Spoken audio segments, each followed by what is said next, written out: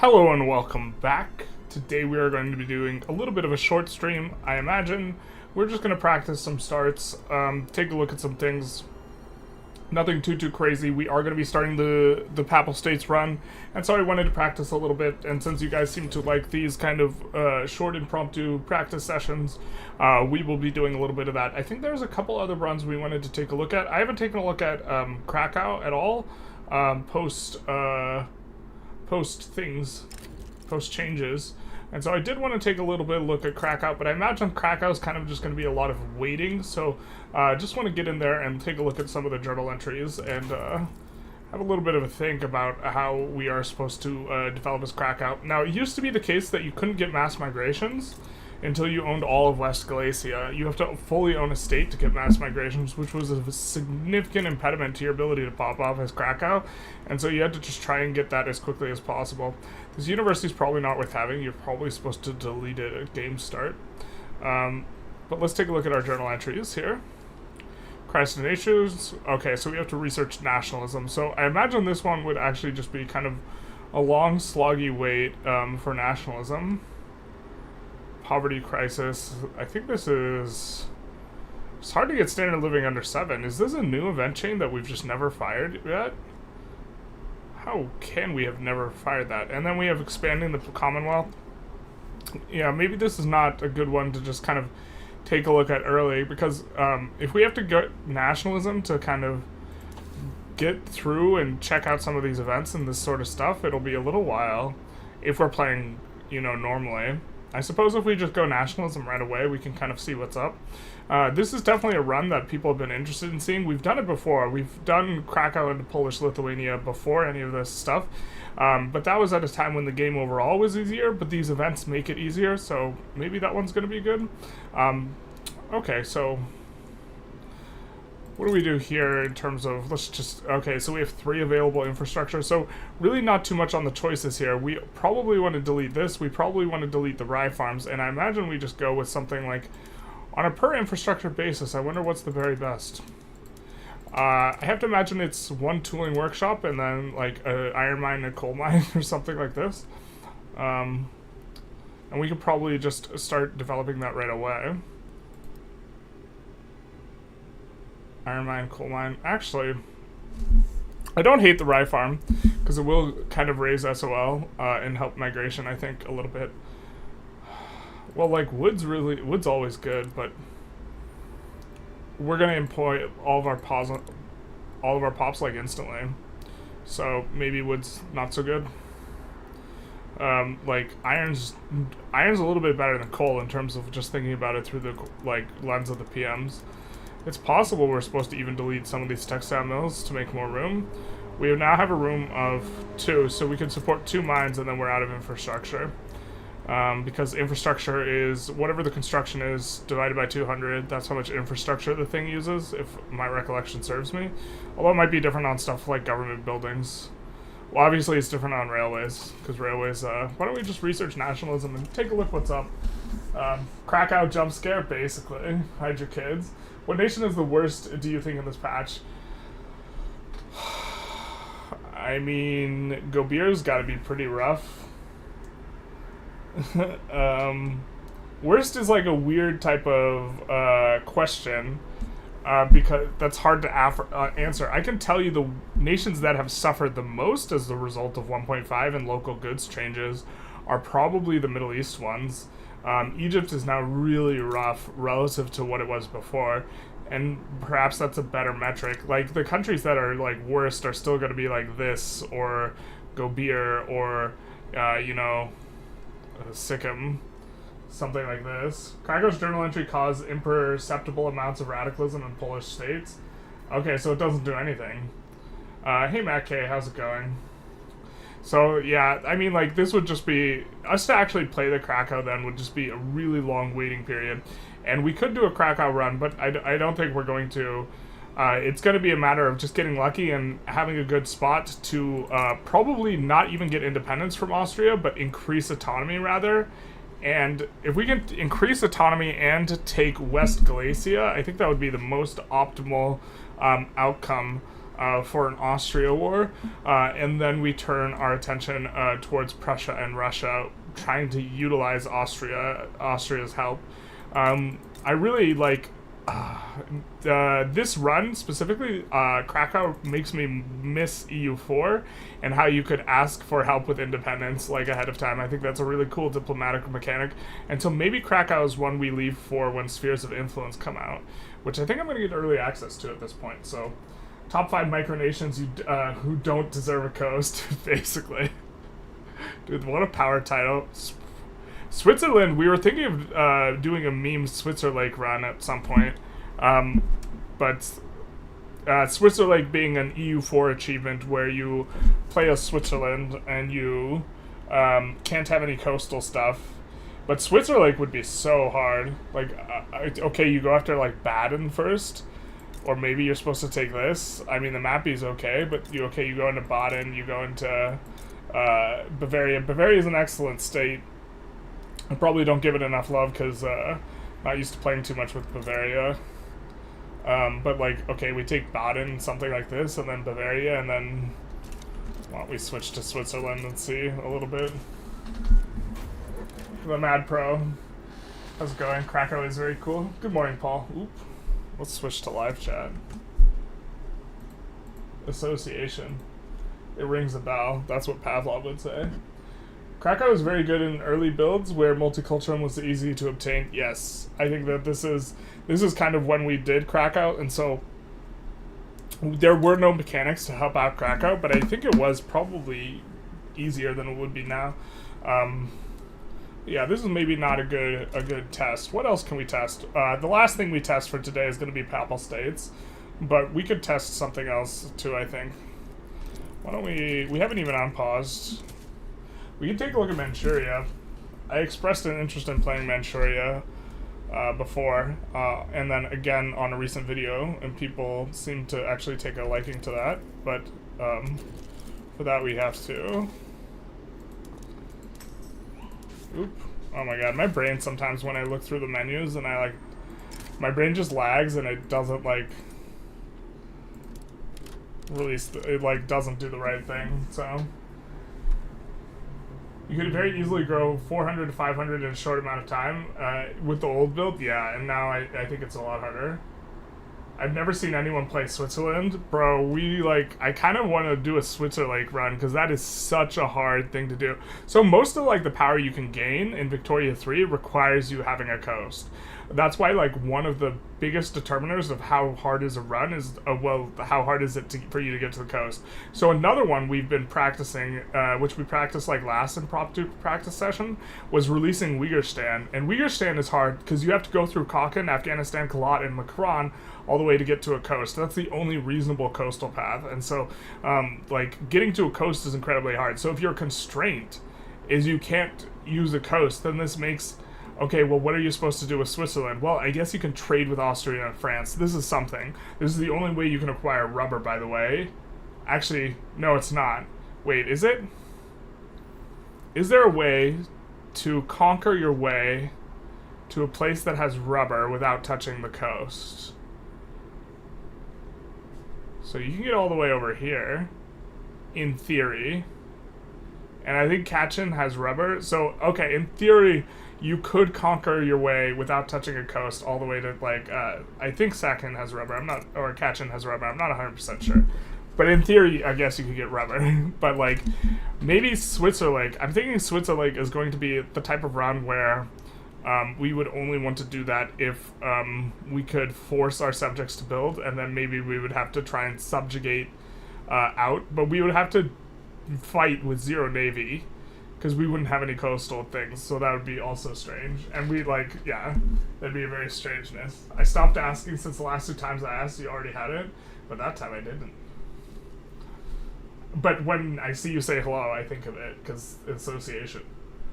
They're a great industrial country, but Diplo is real hard. Yeah, diplomacy being really rough also makes Switzerland less appealing, but you do get, nice mappy here. Relatively speaking. I mean, it's actually incredible mappy. It's kind of awkward that your logging camps are, in the other state, but I guess maybe that's fine, actually. You just do a bunch of logging over here, and then you do the other stuff over here. That's probably pretty good. I don't know, Switzerland would be funny, but it'd be like a lot of chilling out. I think the fact that you can't get military access is like really rough for like those types of runs as well. There's no military access. Like you could do Switzerland and EU4 and like that'd be like a fun thing, but yeah.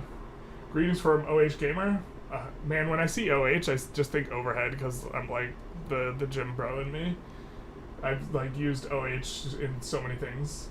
You start learning Victoria 3 with Switzerland, it's a good place to learn the economic basics. Yeah, if you don't want to expand and you just want to build up and do the things, that's actually probably a really good place. Central American run, public run. We did this last time we did an impromptu one. Central America is really rough though. We couldn't prevent it from schisming apart. There might be some sort of cheese, but like it actually seems like pretty hard to succeed in that journal entry. Which maybe makes Central America like appealing. I think you can fail the journal entry and just re-assimilate everyone though, and you just have to deal with really, really high turmoil for a period of time. There's no Mimi let's conquer Yemen option, unfortunately, for Switzerland. Yeah, basically. Challenge run, let's go. The path of expansion for Switzerland totally depends on how German unification goes. Yeah, but like you just day one Baden, right? If you can. I mean, Rhineland's really valuable too. Hesse's like this entire. I think you just probably conquer up this strip if you can. It's kind of all you can do. Siding with either Prussia, Austria, or France can situationally work. Yeah, the diplomacy is really rough. Spain recovering from Spanish Empire was a transitory rewarding playthrough in Vic 2. Are there similar mechanics for Vic 3? Not really. Let's switch to Spain and take a quick look. Spain has some laws that are really hard to swap off of though. Spain's actually got an interesting like law set, and they have Isabel at the throne, and the picture on the front of the game is actually Isabel, is my understanding. It's not Victoria, which everyone thinks it is. But you start with charity hospitals, which is really rough because public health insurance is way better. And when you're on charity hospitals, there's no good way to swap to public health insurance. So this is actually an interesting, like, I can't think of another country that starts charity hospitals. And so, like, this is an interesting struggle. And then you have, like, state, religion, oligarchy, monarchy.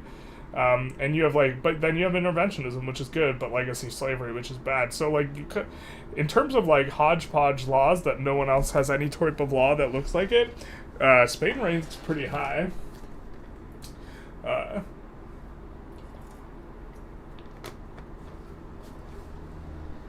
Rushing Sardinia Piedmont is hard but not impossible. As under the Switzer Lake challenge, you can't take this because it's on the coast. If you were doing Switzer Lake, if you weren't doing Switzer Lake, this is probably ideal. Yeah, I think you're just supposed to take Piedmont at the game start. Would be my guess, because getting the coast is hands down the most important thing in like any type of thing. Denmark could be fun. Denmark could be fun. You struggle a lot with population. Denmark's actually like way weaker than it looks. I initially I think I played Denmark pretty early on, or another streamer who I was watching play Vic 3, like when I first started playing Vic 3, they played Denmark and they just like struggle bust super hard. All your hopes and dreams rest on SOL being good. Maybe we'll take a quick look at Portugal. This is there's like a series of runs that have been suggested. People, actually, we could pull. Let's we're gonna do a little start with either Greece or Portugal, and we're not gonna play super long, or Manchuria, but then we want to take a look at Two Sicilies as well. Sorry, not Two Sicilies, Papal States. So Greece, Portugal, what was the other one I said? And then I forgot promptly. Ugh. Greece, Portugal. What was the Manchuria? S plus pain, basically. S plus pain. The truth hurts. Outer Manchuria region is outrageous. I mean, the borders, it cannot be obtained by Russia in parts as it happened and cannot represent Russian administrative decision. Interesting. I mean, the territories, I really like nations that are small but have really good mapping in terms of play. And Manchuria is kind of like that, but then they're unrecognized too. Once they fix the problems of the game, definitely have to do a Swiss run. I want to do one at some point. The laws are all over the place. It's like, there's no other place, I think, that starts out with, like, weirder laws, from my perspective. I mean, so Qing has, here, we can select a nation. Qing has the weirdest interest groups in that, like, your Intelligentsia doesn't support getting off of state religion, and, like, at the same time, like, no one supports schools. And so, like, Qing has the most interesting internal system in terms of their ability to pass laws. Yeah. You've been obsessing about making Madagascar run viable, but having no iron on the island is rough. Just import it. I'm thinking the close, though. It involves ignoring infra and treating each state as their own market. Oh, Jesus. Ignoring infra? You know you can juggle, like, so if you're out of infra and you still want to make use of your construction, you can juggle while you research railroads. And by juggle, I mean, like if we have a building that's about to complete here in Monan, we can just push it to the very back of the queue. And so you keep like dozens of buildings with like 1 week left of construction, and you just keep pushing them to the back of the queue so you never run out of infra. And this is what you do if you do an American territories run or a native territories run. I still want to do a run starting as the EIC, forming India, and then conquering all of the United States of America, but leaving them with Oklahoma. That way it can be, what is it? I forget the word. Not reserve. Maybe it's reserve? But the idea of having United States of America just over Oklahoma and the rest of the USA just saying India delights me, because it's Indian land, man. You gotta do it. If you spam Navy, you can get a ton of interest in Africa. Yeah. Now the difficult part is outlawing slavery once you outgrown your population. Manchu run is lit. It's looking like Portugal's gonna be the one.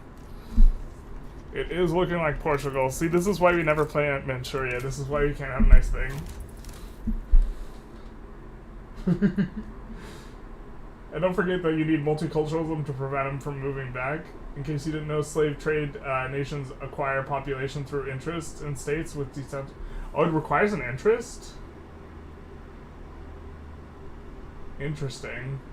Wiki's not well documented. Yeah, the wiki can be a hot mess. When I look up information from the wiki, I usually just... Well, oftentimes I'll just ask my Discord, like, if something's correct. Because there are some people on Discord who, like, go through the, like, actual game files and actually know it's correct. And I'm just like, I'm reading tooltips, but I know the tooltips aren't always right. Portugal would take back Brazil. We're not going to get that far. That would be the strategy, though. I was actually, when trying to think of the best Portugal strategy, really I was trying to think of how you could possibly spike up to a major power. That way you could subjugate Brazil at game start. Oh, they start major power? I thought they start minor. Well, maybe that's a non-starter. Or do they decay to minor very quickly? This isn't Power World. No, this isn't Power World. This has been a lot of Power World. Does it say Power World? It's supposed to say Victoria 3 Impromptu stream. Hold the phone. Yeah, no, okay. It's correct. It's correct. What about Tripoli? It was one of the hardest runs, and Tripoli's got to be really bad too. You don't have any wood, I don't think. Places without wood are just way worse than they used to be, and without iron after 1.5. I think we're gonna call this poll though, and take a look at Portugal. Portugal's been requested a lot. Portugal, Greece into Byzantium, Krakow have all been and of course Norway have all been requested a lot. Norway's always requested a lot though. They just can't win a poll is the problem with Norway. Reset otherwise China, US much weaker with Manchu released. Yeah, we already reset. Well, I don't even think they're that much weaker, because it's not even a huge chunk of the pop. You're not the only one who wants a Manchuria run. You and 3 other people want Manchuria run. Portugal and Iberia time. We're just gonna take a look at like the start with Portugal. Portugal's got some interesting stuff going on though, like because Portugal's got probably the most prolific like colonies in Africa, which makes it so if you can incorporate pops, you can pop off really hard. I haven't played Portugal since taking Beijing was viable. I don't think you can take Beijing anymore as Portugal. And so I don't think this is a strategy that's possible. But we could go into Gaza. We can skip taking Gaza. Actually, we could just take Transvaal. And so the Portugal opener is probably just Transvaal even faster. But here we have a RP justification for being here because, you know, the whole Treaty of Tortillas where Spain got all this and we got all this. And so that would be a thing. Let's take a look at our states. That's pretty solid on the map here. And I think we even have a unique company too. If I'm recalling correctly. Tata. We have an interest over there at the start. That's interesting. But I believe we have a Portugal-specific state. Okay, I think this one might be Portugal only. Yeah, I think this is the one where it's cotton, rice, and tea. And I actually think of the agrarian companies, this one might be my favorite. Or except for the US one, which is just absurd.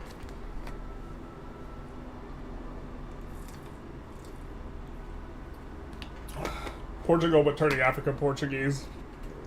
It says Victoria 4 on your end. Please no. Not the chat views. You go Russia, earthquake, protectorate in Argentina. I think we're gonna... Portugal versus Brazil is doable, but you good luck with the infamy. You're not getting them in one more. Yeah, I mean, we could definitely get it, but I think we can't subjugate them at game start, which would be like the most that would be the most ideal case. And we're even decaying, or we're gonna disappear. We're gonna lose an interest in Zanj. Why do we have a native interest here, though? That's not a Portuguese treaty port. Oh, that's a Portuguese treaty port? Oh, bro, I didn't even realize. Okay. So that's why we have the Tata on our thing. I think we do this. And let's take a look at our laws. You play with aggressive AI? No, the AI is already psychotic enough. I just play with normal AI. If the AI played in a reasonable way, I might play with, like, harder AI. But honestly, like, it makes... or if we were to play France or something, I've considered, like, France with aggressive AI and, like, everything hard. What's the U.S. Agrarian Company? We could take a quick look at it.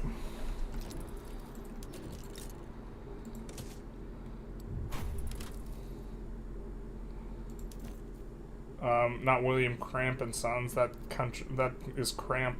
The one that gives you 20% plantation throughput, which is at the prosperity. But my understanding is prosperity is calculated in a weird way that will make it hard to get prosperity bonus on agrarian stuff anyways. So maybe this isn't good. When a company this global average, my understanding is it actually applies to all industries, not just the industries it's comparing it against. And so we have to have more prosperity than something like the sulfur mines, which good luck with that, in order to get the prosperity bonus, which is why it's so hard to get prosperity bonus on railroad companies. They're the hardest to get the prosperity bonus on. You have to like bend over backwards and like really try and crank up the price of transportation, but their prosperity bonuses are generally worth having. And so I don't know how hard it is to prosperity, but 20% for all plantations throughput is an insane modifier. You just have to not care about infamy if that's like what's going on. You have to be in bad boy mode.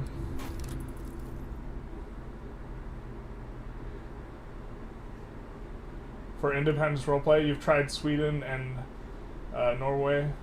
Just beat Nigeria and get those juicy pops, but regardless, you're better off forming Scandi. Yep. 20% is huge. Portugal take all of the former Spanish colonies and blocking their expansion. Basically bully Spain. If by bully you mean incorporate, that would be the plan for Portugal. You can form Iberia as Portugal. So we would be annexing Spain. And then you get some really juicy companies. That could actually be a pretty sick run, to be honest, if we're planning on playing pretty deep. But I think that the opener, in terms of expansion, okay, it's obviously South Africa. But in terms of RP, this is the least bad I would feel about taking South Africa. And so, yeah. Yeah, prosperity is currently calculated against all buildings. Yep. And so, it's like, it's kind of a stupid, like, way of calculating it. So the opener is just kind of the usual stock exchange for tech is just definitely going to be stock exchange into Atma. Of course, using the slingshot method. And what do we have any unique journal entries we care about at the start of the game? It doesn't look like it. So kind of just standard, but in a interesting spot. We start with charity hospitals. Ugh, the truth hurts.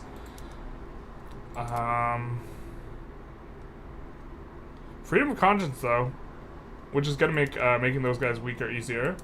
We're not in Great Britain's market, so we could go corn laws for our first law passes, which is maybe better. Let's stop doing that.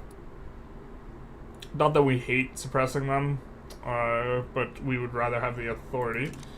I think we would want to build up here, so we will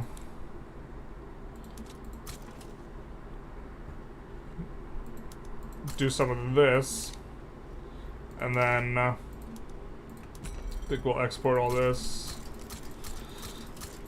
We are going to be canceling these. The thing is they will always be level 0, so we will get plus 33% grain. We will put export prioritization, and then we will trigger corn laws, and then we will delete all of those trade. So we're going to get corn laws here. A little bit of the classic corn laws stuff. We could be more legitimate here. Yeah, I'm not sure which government exactly we want. I wonder, the first question to ask yourself is, do we want to for anything? And to be fair, restarting for a, what's probably optimal, and we're not going to do this, is restarting for a moderate landowner and then exiling them to be something else that you're interested in. Maybe, yeah, it was probably optimal. We're not going to pass any laws at the start here. We're using kind of the amount of authority we want to. We're going to get the corn laws, so I think we're almost ready to unpause. I think we cannot afford... Oh, I forget. We start off with so many institutions as Portugal that Portugal is actually one of the countries that, like, you start out with a deficit, which is, like, so fascinating. But I think we're just going to crank up the taxes. We're not going to tax liquor. We don't tax that here. We're going to tax services instead. Wow, liquor makes so much, though. The truth hurts. We're going to tax services. And then let's check our PMs real quick. Oh, we already have... Do we have some amount of construction sector? We have one construction sector where? Estradima in the capital. Okay, so that's probably fine. It's actually, we're probably supposed to delete it just so we get a little bit more, well, we're just going to leave it for now. And then, yikes. Wish we had some more of that. I think we're probably joining a market here, so. But we don't have access to tools yet. I don't think. Which is wild to think about. Yeah, we just have this. So, dye workshops will actually be pretty good for us, but we don't have a lot of clothing. We have an obscene amount of dyes at game start. But the one we do want to switch is we want to switch everything to free churches, kind of out the gate here. And not forget to do it. We don't have any universities, so we don't need to swap on those. I think we're about ready to go. When we practice papal states, we're going to turn off private construction, so. think we're... Okay. We just go for Transvaal at the very start. These guys are in the Congo HQ. These guys are in the Zanj HQ. Do we even win that? With 10 guys against 6? Probably. Alright, I think we're gonna just merge these guys, though. As dirty as it is to merge the... I hate merging from, like, way different HQs. We're just gonna do this. In order to make this war pretty feasible without having to conscript or anything. Start off with a decent number of boats, too, so we can goof off a bit.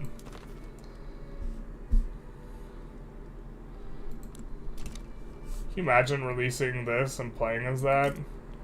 That'd be wild. Just play as full-on Macau. We could even go for them slowly, but I think we just take it, because this is the gold thing to do.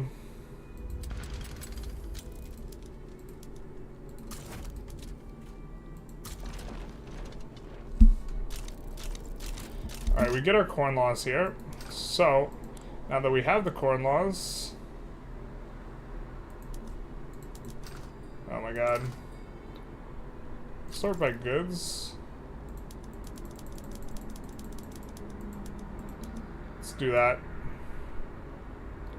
Man, we start out with a ton of trade routes, man.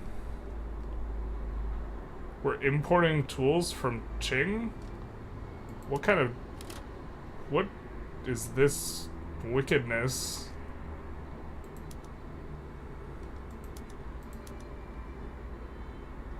Okay. I wonder if that's the AI before the unpause, but... Okay. Imported from British instead. We can import small... Wait, why can we import small arms from Qing? Do they even have a supply of it? I'm so confused. I thought they didn't have a supply at game start.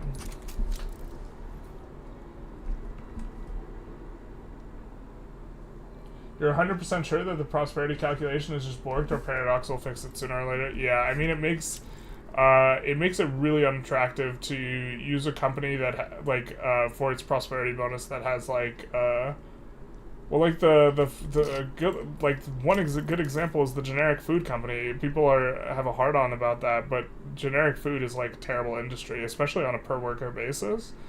And so like, and the birth rate's not even that good anyways. You've tried Spain and New Iberia. I did it, but not very efficiently. At least with Portugal, you'll start with Britain's great goodwill. Yeah, the Spain run was that was one of the earliest runs we did. We did a Spain into Iberia run, and we just got clapped a lot. I think maybe we're supposed to delete this. It also doesn't, like... We're also getting silk being built in Macau from the private queue.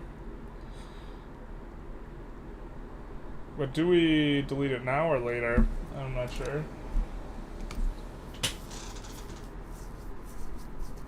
That's interesting. Should you max out grain exports as most nations in the game? No. We're only maxing it out to get our grain price above 25%, so we could trigger this. And then we deleted them all. It requires grain being above 25%, because we're trying to get a market liberal, which is also why we're not passing any laws yet. You think Paradox will wait till 1.6 to fix the construction bug? Yes, and I'm not happy about it, because I was kind of pushing back starting the Papal States run, which we're going to take a look at. Why don't we go speed 5, because we do want to take a look at that in a little bit. But I think that they are going to... Yeah, I'm not pleased that... Yeah, I think that... I would rather start a run without that construction bug, but what we're going to do for the Papal States is we are just going to... not use the private construction for the first time since 1.2, because I think it's a good feature, but it's not working as intended, so...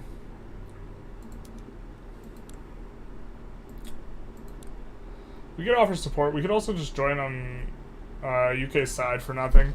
There's maybe a way to, maybe you can even slingshot this. I doubt it, but if we weren't involved in a play, maybe we could even join and then swap and then get something juicy.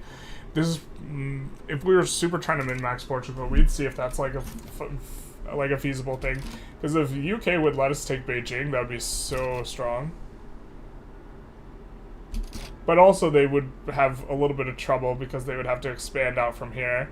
And a classic strategy for winning as Qing is to have Portugal join on your side. So we could also join just to make it very unlikely that the UK wins, but I'm pretty sure they'll ask for their treaty port back, so we don't want to do that.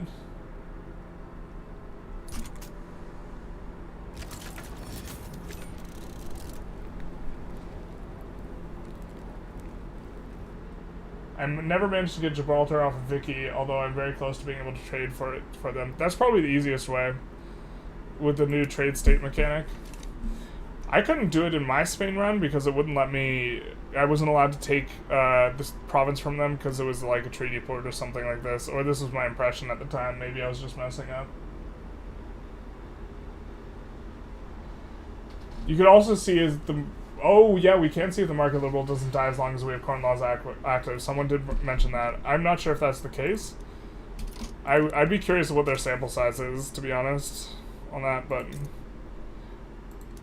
oh my god, picks and shovels. I forgot. I guess we're just supposed to do this, then. Picks and shovels is just so bad that we probably weren't supposed to build this. Alright, so we enforce getting our South Africa on. To be fair, taking Gaza is probably fine.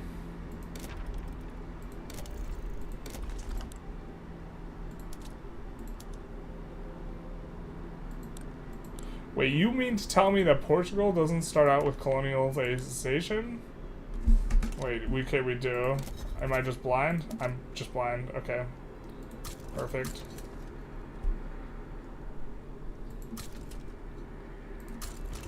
One nice thing is we're going to be able to trade so many states to the UK, and that's going to be super nice for us. We have yet to get our first Corn Laws event here. Spain into Portugal is a bit hard. Spain into Portugal would be a neat trick.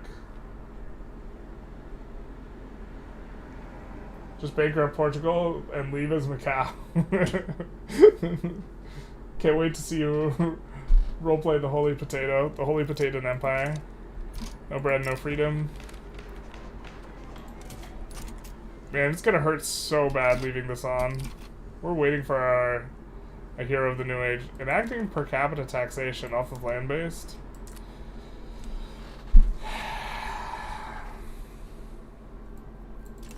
There are like some things about the political stuff I'm frustrated with. I hope they change that in 1.7. You can never get a political movement for a parliamentary republic. It's not possible.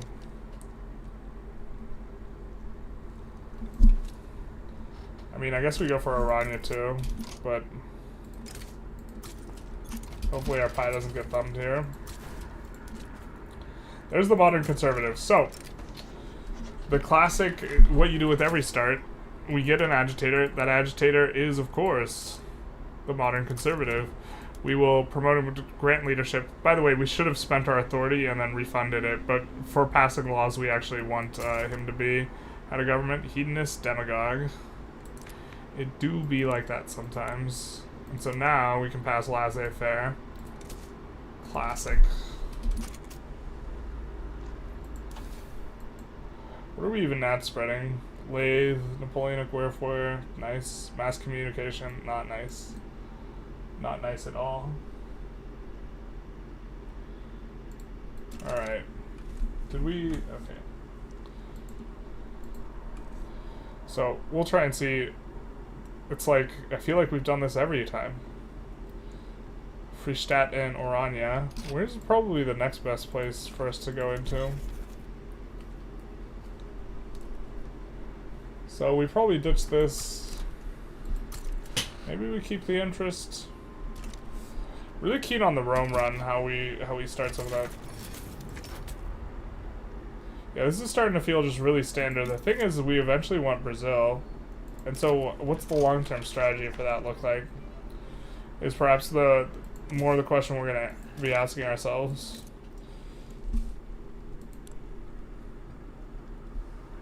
Okay, there's the fast way to do it, which is actually fighting Brazil and taking their stuff, but that's not very efficient. The efficient way to do it would be just getting huge ourselves.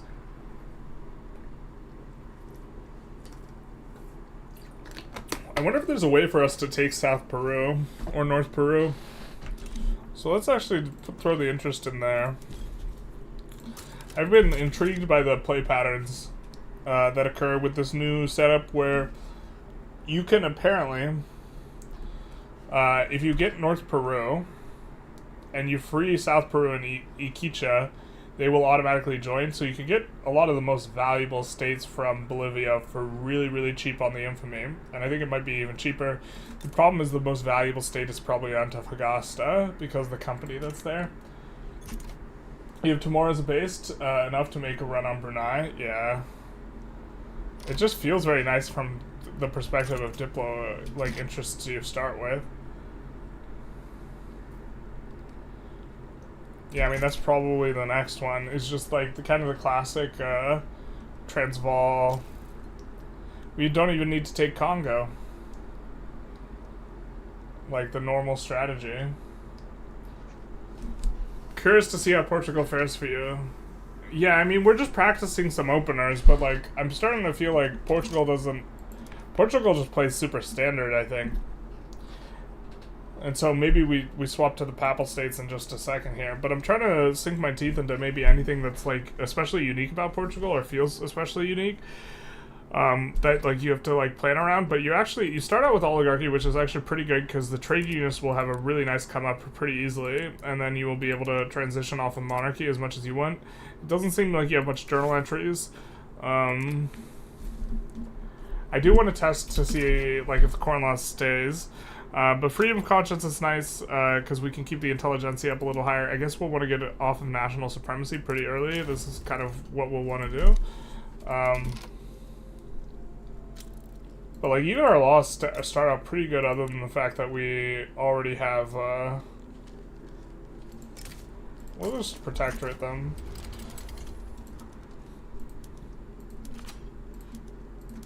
But we're also super vulnerable. Like, if Spain sides against us and, like, just demands states, it's, like, rough. It's, like, you probably just restart. But, like, there's nothing... We start out with, like, actually pretty good laws. Slavery's banned, migration controls, yeah. But it's just, like... This feels like as vanilla a country as possible. I think we're gonna play a few years out, though. But we just, I think we expand out the power base and just get bigger.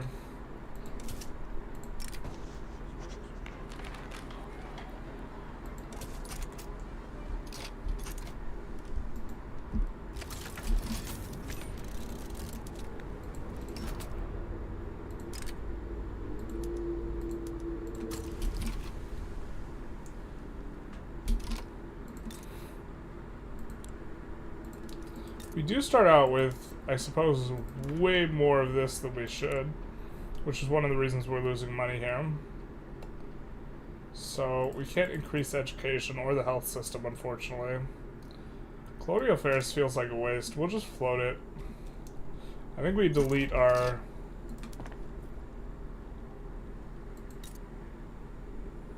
I think we actually delete our construction sector too. I think as a minor power, you can't really afford to. And here's where the truth starts stinging. We kind of have like institutions. You start out with institutions, a navy, and like a little bit of an army, but you actually don't start it with like any buildings to support anything. God, it just feels so bad deleting that. We're not gonna do it.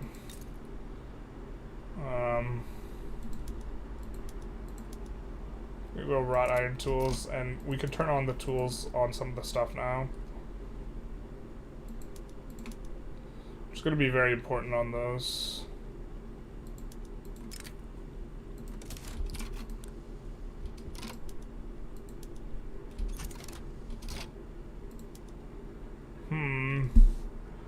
Strategy is probably to join the market.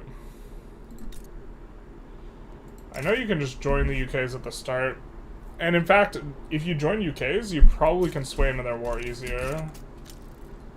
But that solves a whole bunch of our problems, and we immediately start making money. One of the reasons why is one of the few buildings we have, we start off with such a glut of dye plantations, and the prices just uber collapse.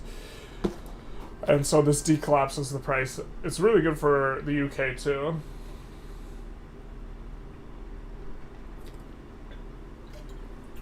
Flavor should be the priority after the game is properly polished. Yeah, I think the game is not properly polished, though. Yeah. Or, well, I don't know. I think I would like generally more deep and complex play more than necessarily flavor. Is there a way to leverage the UK into helping thumb the China pie early? Yeah, you can probably re-roll well, I think this is what they usually start with when Victoria comes in. But you could probably re-roll pretty aggressively to try and get something from this war and join. One of the problems is, though, if Great Qing will actually do way better if the UK is trying to push through Macau than if they are trying to land. So you might not even win the war. Also, Qing will always ask for Macau if you join, I think. But I think that an optimal start looks something like that, taking something like that, yeah.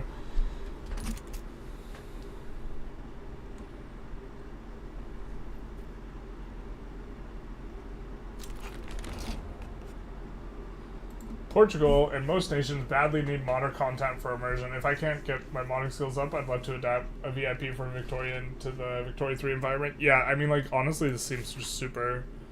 It actually seems like there's just nothing. It just feels like we're playing vanilla, like, kind of things, except we start with a different law set. There's very little flavor here. It's an insipid brew. But, yeah... Dedicated police force we wouldn't hate. We can't pass free trade yet. We will be able to pass free trade in just 12 weeks though, so maybe we don't try and pass anything. And we just go free trade. We think our agitator's gonna die pretty early too. And so we're gonna play to like 41, 42 at the very least. To see if our guy dies to the corn laws. But after that, I think that the way to get Brazil is actually just to eco up, get your GDP huge, and eventually they will decay to being a minor, and then you go after them then something like this. I suppose one thing we can try and do is we can try and see if we can snake North Peru. I don't think we can though, but we could try it. This would involve building a little bit more navy, so maybe we get started on that somewhat proactively. I think we would need, yeah, a little bit more navy. So maybe this will be kind of the thing we're testing. I'm so used to some of the old systems. I'm trying to build the navy through the old UI.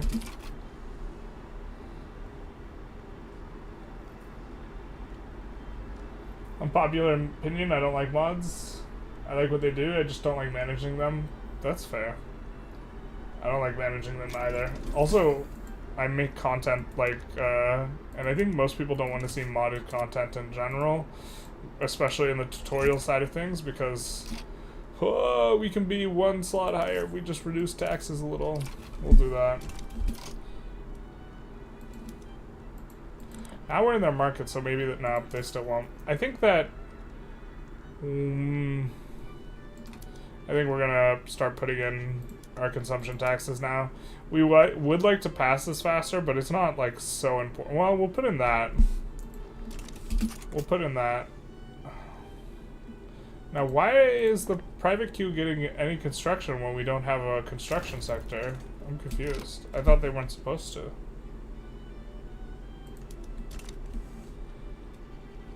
Interesting.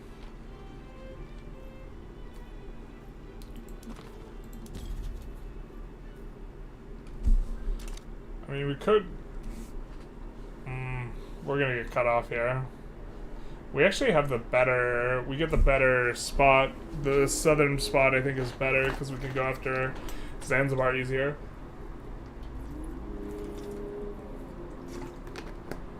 Maybe we just take Zanzibar from them.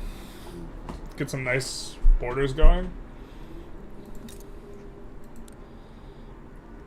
Rather than messing about with the whole subjugate Oman thing.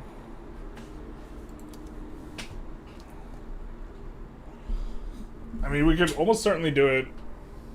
It's 11.5 infamy, though. It feels like quite a bit of infamy, but, like, Oman isn't worth a lot. This is having the interest in Persia and the ability to ingress into Persia is kind of nice. But they do have an event chain where if their leader dies, they actually lose Zanzibar, which is kind of annoying when you subjugate them and then it takes 15 years to annex them, and then you don't want to annex them outright. So maybe this is actually a little bit better to do this. But we're gonna join the UK, the side of the UK's play first.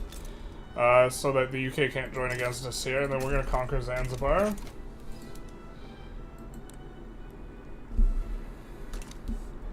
More than happy to offer the UK some more goals here as well, if they're willing to accept.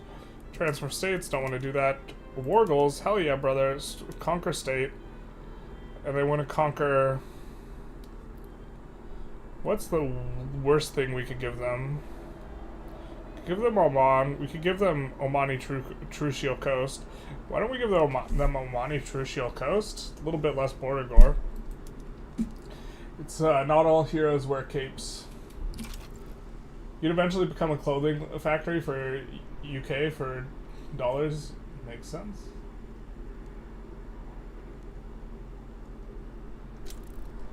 Thanks for all the content, says PDF Fro. You're very welcome. I play for roleplay, but your strats help. Yeah, I mean, that's fair. Well, we would play for roleplay more. I think we're going to start leaning into playing for roleplay a little bit more. Oh, we forgot to move our guys to the fronts.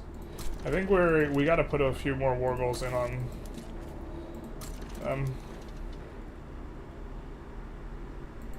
Actually, we're going to keep you at home because they actually do land. They will land us. We learned the hard way one too many times about Oman. We'll put in some other... I think I'm okay with taking Zanzibar like this. I mean, certainly for Portugal, for the theminess, just completely getting all this, I actually really like it. Looks like we do kind of secure Fang. Maybe it's not secured yet. Can I try playing as Bulgaria, that released from Otto? Oh yeah, we'll take a look at that. I do want to make sure I get at least a little bit on the Papal States. Really, the Papal States opener is going to be taking Tuscany, and if that doesn't work, I'm going to cry.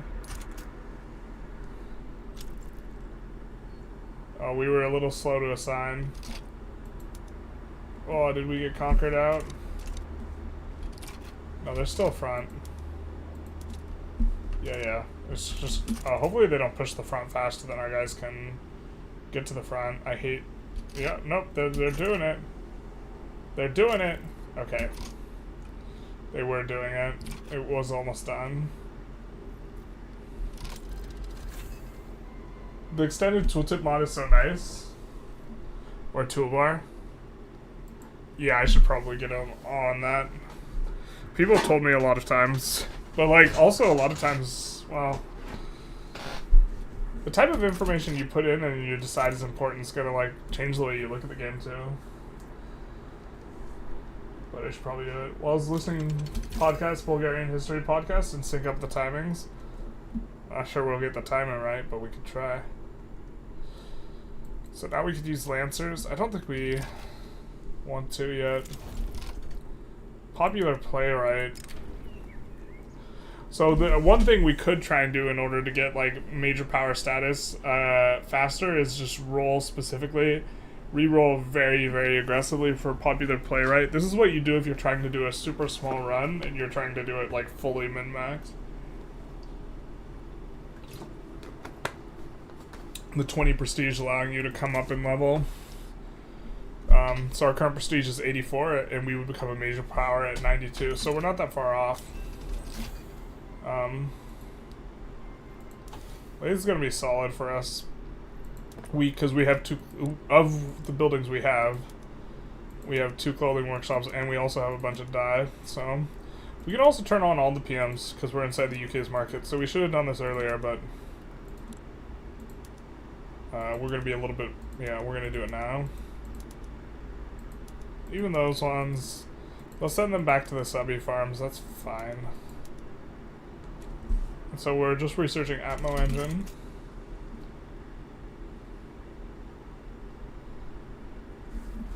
You like to play countries while listening to audiobooks about their history and their time period. That's actually brilliant. We will not be doing that because of reasons. Copyright reasons. Okay. We're gonna do this to help enforce on them faster here. I think we can't enforce them below 0 unless we land though. What did Portugal even do in the 19th century exactly? Portugal faded away into obscurity relative to their importance in the 1500s is what they did. It's perhaps a little bit rude, but that's kind of what it is. Oh, the UK claps them. Nice. Alright, so easy warp, easy life. And we will maybe be able to sway into here. So Bolivia seems to have a lot of struggles, like this entire region. So I'm thinking that actually placing the interest here is like, we've seen this a few times now, which is one of the reasons we put the interest there early. Just feels very good. We get free trade here. Alright, so we're going to try and keep corn laws on. This is what we've been doing. This has been intentional. I kind of want to see if it goes, if our guy just doesn't die as long as we keep the corn laws in, which may be the thing. The corn laws are bad, but, well, I was about to say it's not our problem, but it is, so I think that we particularly don't want national supremacy. And do we have the Intelligentsia and Gov? We do. Okay, so we are going to try and get off national supremacy. That way, we can siphon off migrants from the UK. Flee from Napoleon's maybe the correct answer. Why did the corn laws end? Oh, because we got free trade? Okay, fair enough. I guess we won't be figuring that out. But if this guy dies like a week afterwards, it'll be very suspect, you know what I'm saying? Okay, now, we can't sway in now, but what if we could? What if we could yo-yo sway these guys? So we're saving so we can get a couple looks at either side. So we would want to join Bolivia. So we're going to try doing this, and then see if they will take support. They will not. So we're gonna take another look at some stuff. We're gonna try the other side. There's a historian on YouTube named Sean Munger who has a video of all the great monarchies in the 19th century. Detailed, easy voice for me to listen to, and thematic for Victoria 3. Sean Munger. I'm gonna write that down. I gotta start writing stuff that viewers suggest down, because I often say I'll look into it, and then sometimes I forget, and then I feel bad. Although a lot of times I do look into it, and then I'm just not, it doesn't move the needle as much as I thought it would after first listening. Okay, so we have a much smaller army than them. What if we do it like this? Can we? No. Okay.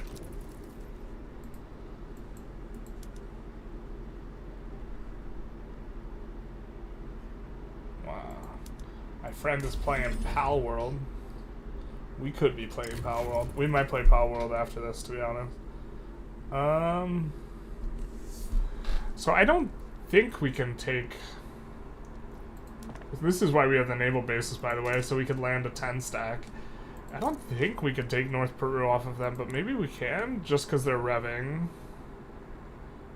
Oh, we can't because we're a minor. Minors aren't allowed to own...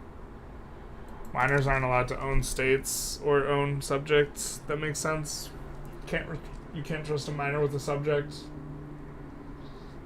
Or we can't subjugate another minor.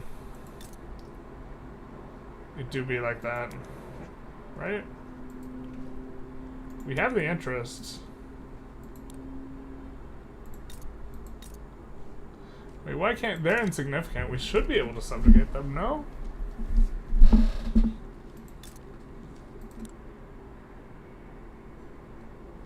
Do I have to declare neutrality here first? That's probably it.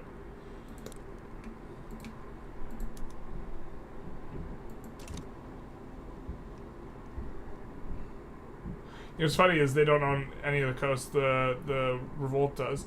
Another thing is it would be cheaper for us to subjugate Bolivia, which we can't do because we're the same power ranking, because they're having this rev. And so something that's very, very powerful that you can do is you can declare right as they're enforcing on their revolution and get a much cheaper one. Like if we take a look at the population, it would be based off a population of 1.12 instead of, you know, the population including this extra 500k guys. I'm just still not sure if we can land them to begin with.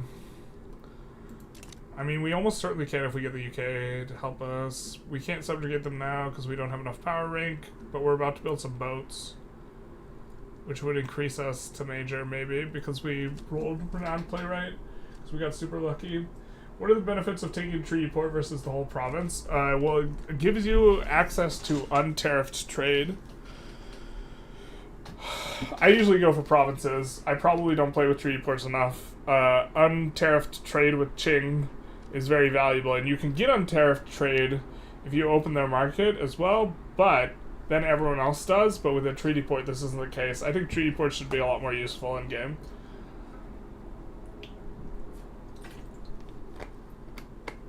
Or cost a lot less infamy. I'm just trying to think of... There's probably some way to super abuse this situation. And I'm just trying to figure it out. The problem is well... Okay, we can up our prestige here, actually. At least a little bit. We can get plus 20% prestige from army power projection. Unfortunately, I don't think we're really getting a lot from army power projection anyways. And so...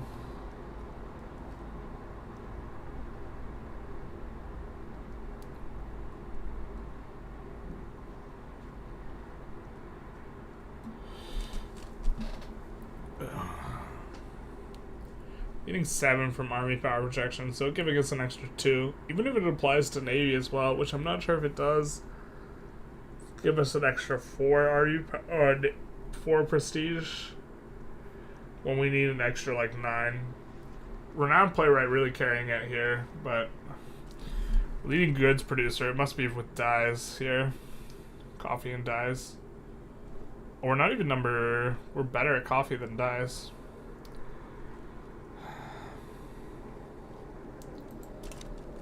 But if we declare neutrality and declare on them for Peru,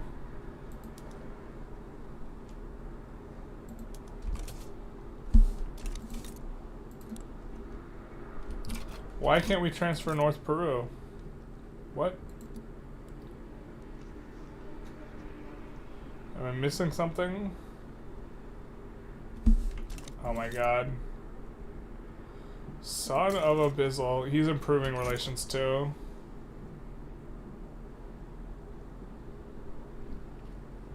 We're not going to expel diplomats, but that sucks. Or he was improving relations. Treaty ports also grant 0 convoys to trade since you have an adjacency to. Yeah, but if you take the state, you would also have that.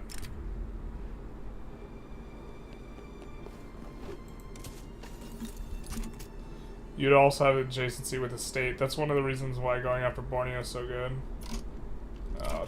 We're not going to get to abuse anything. They're just going to win. Unless we could maybe just do the same thing here with Iquicha.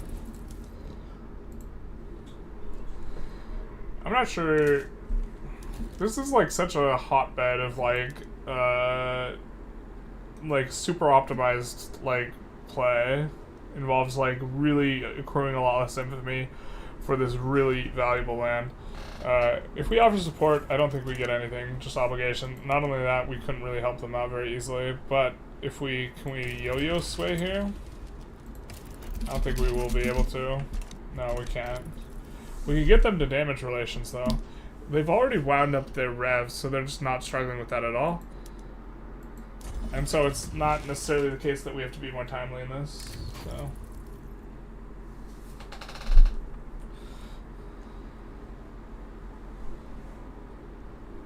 We've gotten it, I guess the Qing run was maybe an aberration. We got it where we could help them out with an Iquicha revolution and they would transfer us North Peru, and then we just freed both.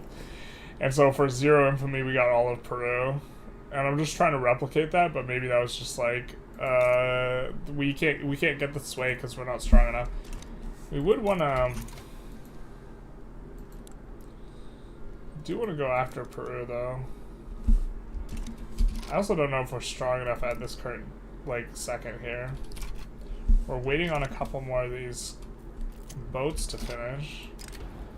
Boer customers not wanted.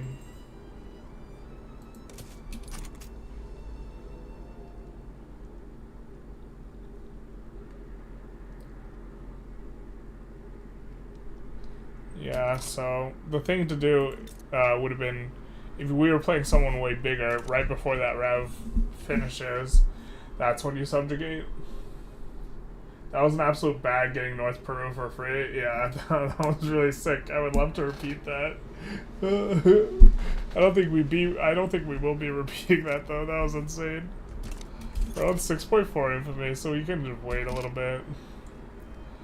I think we're probably supposed to get a little bit stronger before going after them, though. They won't get that much stronger. The problem is we have to build a lot of military to do that. I think we'll subjugate Gaza here.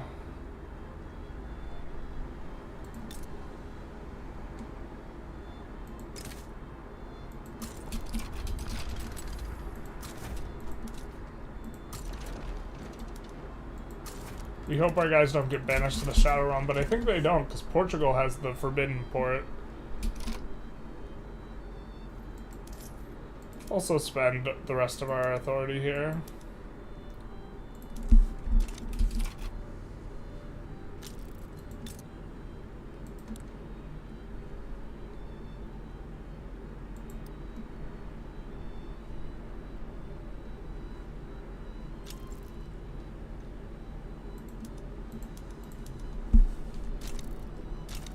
We'll just do some of that.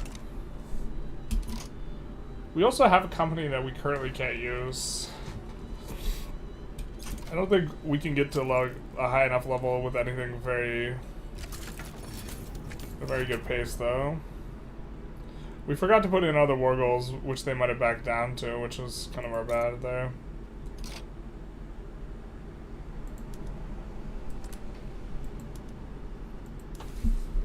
Ammo engine's kind of cranking right along. Hey Tommy, how's it going? Hello Evan. Inviting to customs union is a reasonable way, plus 50 influence to grow your economy without taking infamy. Yeah, but it's not growing your like GDP economy, it's just improving your price like profile.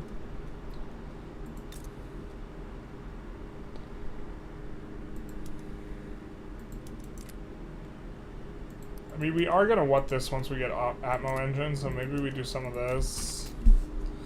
And picks and shovels aren't profitable, but they will be in a little bit, like we're on the way to Atmo.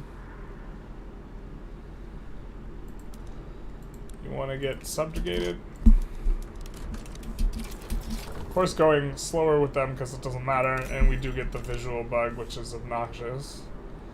By obnoxious, I mean fantastic. We wanted to paint the Portuguese flag all over the place. I think we also got a native interest in Zanj now. Where do we want... I mean, maybe North Africa? My initial, like, when I was prepping a Portugal run in, like, 1.1 or 1.2, my initial opener was subjugating Morocco.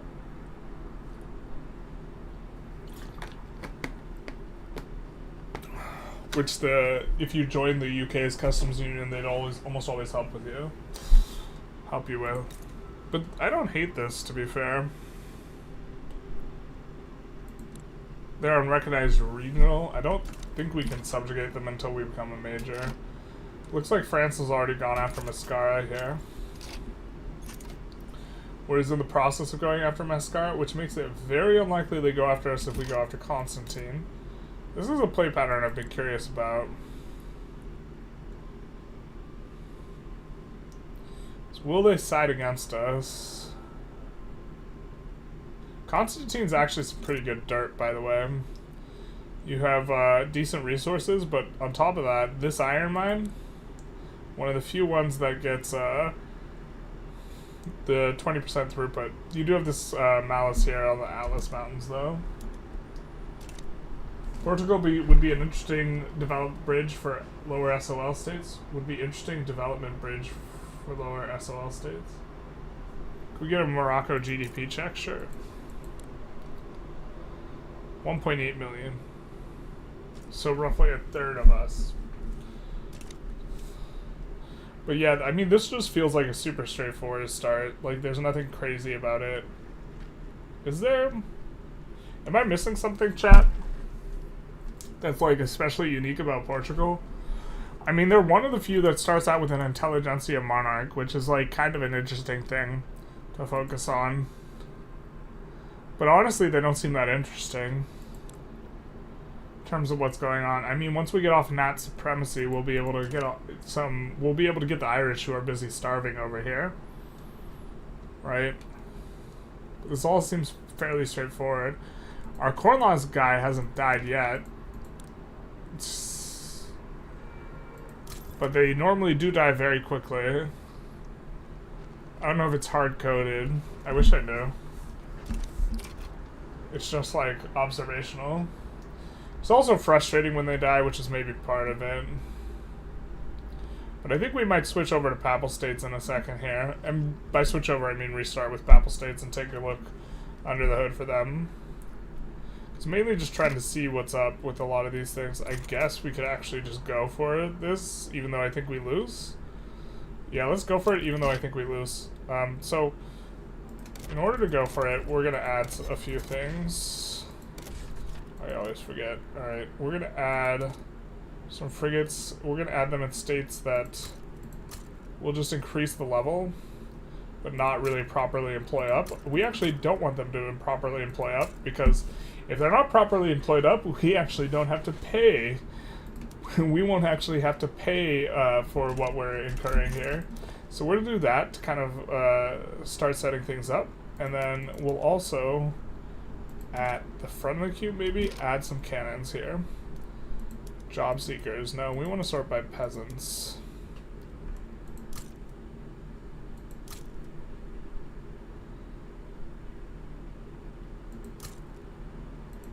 Something like this. Alright, so I think we will see if we can peel off northern Peru. I don't think we can, but this is like going to be a little bit of a limit test. Portugal just has a good foothold for expansion in Africa and Indonesia, and then build up and try and reconquer Brazil, but it lacks immersive content. That is like the exact... That is my exact impression, because you also don't really have any unique companies, interest groups, or anything like this as well to play around with. You're just like... So...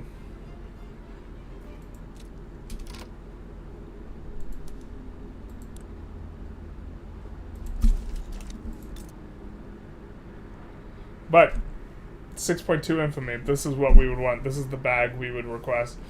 We're gonna wait until at least yeah, let's do this before the barracks. Actually, let's do a barracks at each place and then finish it. Yeah, I like this. And we actually might declare when we get to 0 infamy. This would be the time to do it.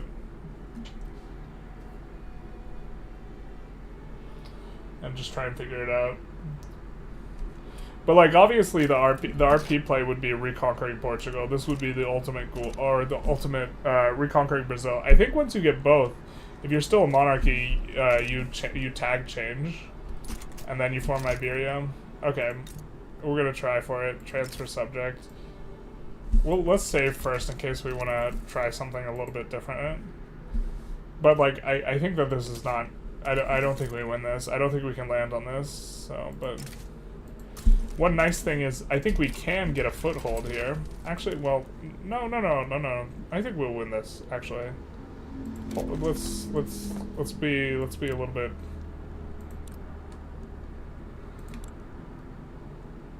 Let's be a little bit more intelligent about things.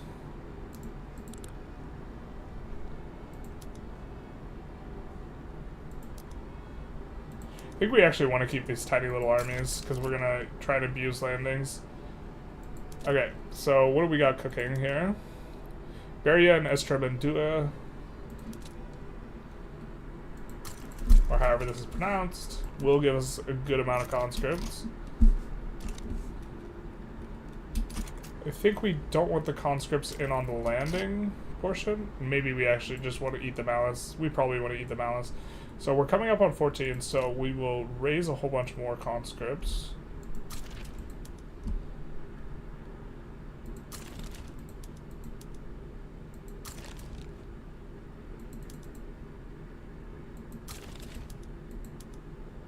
It's 25 cannon, or we'll see, 15 cannons.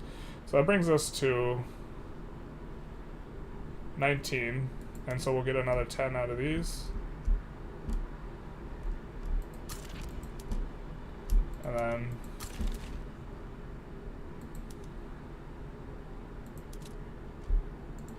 yeah, maybe this is doable. You can just like that. The conscription edict's just such an absurdity, right? Because now we can field like this absolutely massive army, and we won't run a shortage of the goods, even though they have a bigger army than us. We can also maybe sway.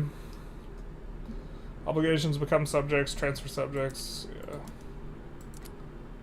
We could sway Argentine Confederation with war goals. Oh, bro, what war goals do they want? Oh, this is exactly what we want anyway. Okay, so we can liberate South Peru.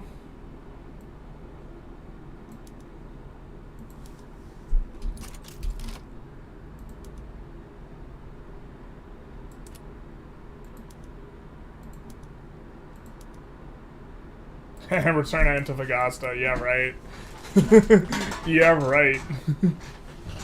But now, this changes things a little bit. Okay, so we're gonna raise the conscripts, put them on this front, and then this, we're gonna need to do that, and then mobilize, raise conscripts, and they are going to be a naval landing squad.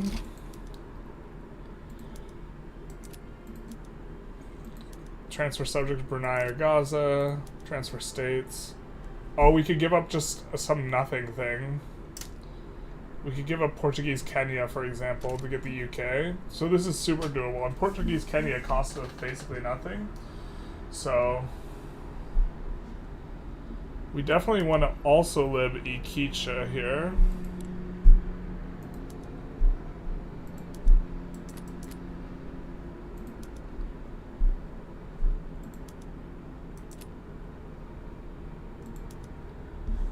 So 20 infantry.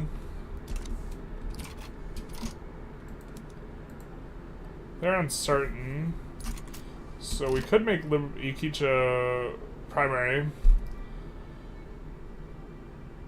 We're gonna save and try and win this without the UK. But I think just, you know what's really interesting about Portugal actually? We have the most tools to sway UK repeatedly. So maybe there's actually some uber way to abuse this. Right, because we start out with very good relations at game start, and then we colonize in a bunch of places. We have the interests of the places at the start. We have the colonization institution at the start. And so maybe this is what's unique about Portugal, is we can leverage the UK into helping us with what basically is nonsense and stuff that we shouldn't be getting any help with. But like this, it does look like we are going to get the bag here with a way that was maybe going to be a lot more consistent than we think. If we annex Brazil's Portugal, don't you get the Brazilian Afro-Antillian as primary pops? I'm not sure. I think you like get some sort of weird tag switch. The extent of Portugal's influence in coastal equatorial provinces. So this is maybe an interesting thing. I think we just get this, but this is also interesting that how easy the sway is for Argentine. So maybe this is actually like the meta thing now. Transfer North Peru, sway in Argentina, clap some cheeks, peace out.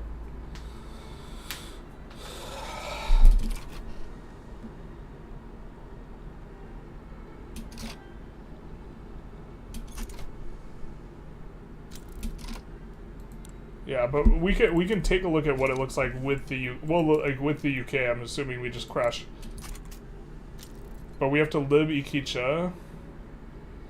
I think we go lib Iquicha, war reps.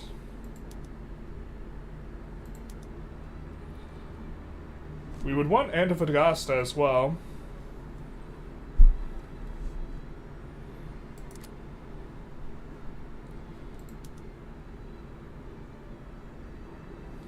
For the railway.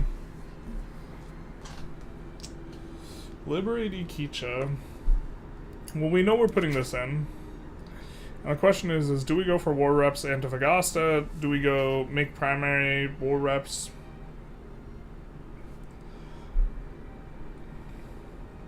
I mean, this is just one of the best states in the game. Being able to incorporate it faster is really useful. I don't hate this. I think we're not going to play this late anyway, so it's not going to matter, I think. Okay. But this doesn't mean we can't take war reps.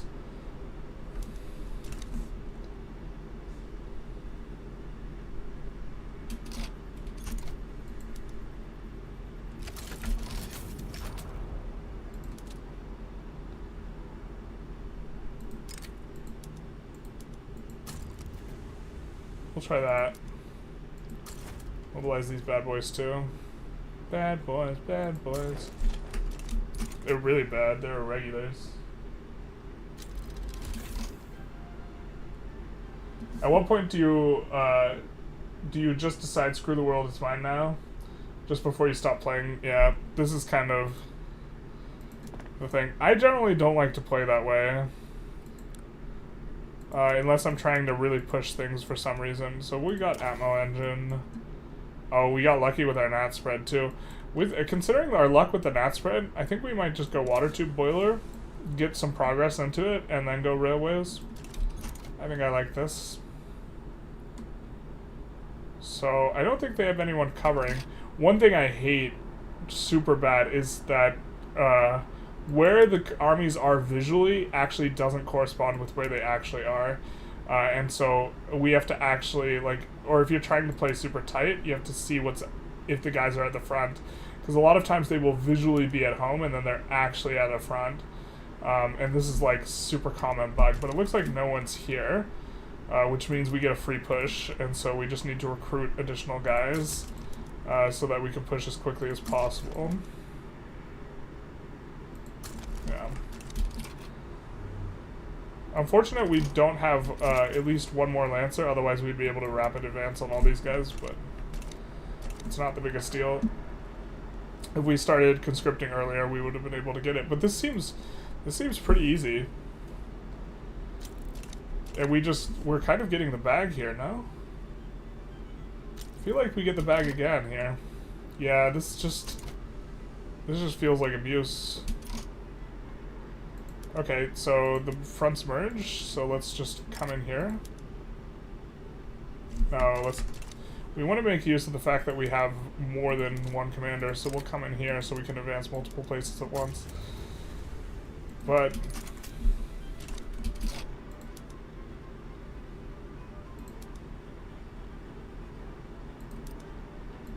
I think we'll set this guy to defend and assign him to this front as well.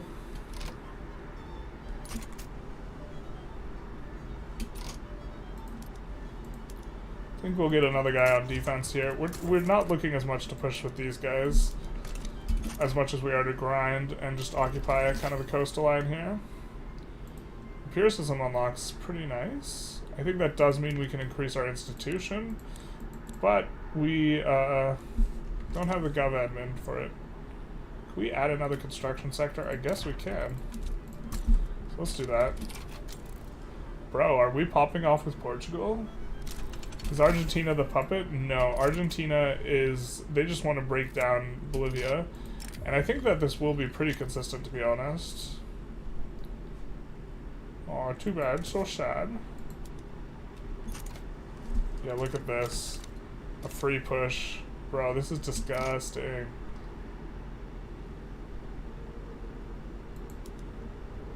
So we've met resistance, so we're just going to land over here now. Very important we don't actually try and push with these guys, because they will just lose us territory. But, I mean, we have all the war goals, because we have all the subjects occupied, critically.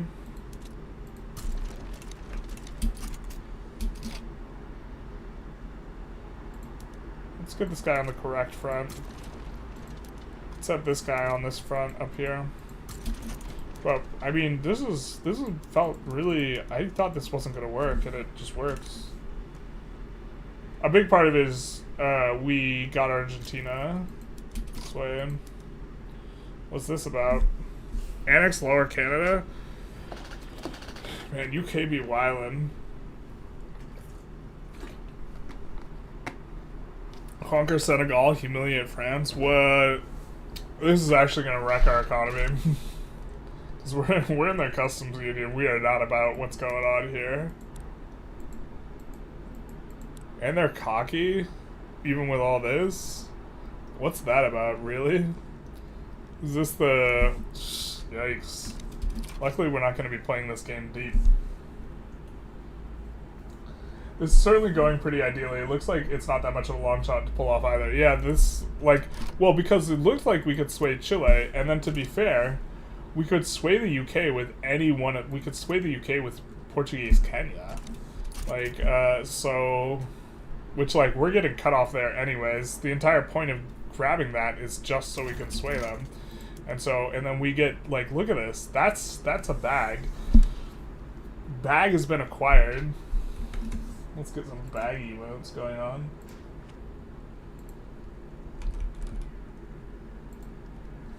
We got the bag. I don't know, this seems super, like, we got this for 12 infamy. This is, by the way, this is a puppet, right? We got a puppet for 6 infamy.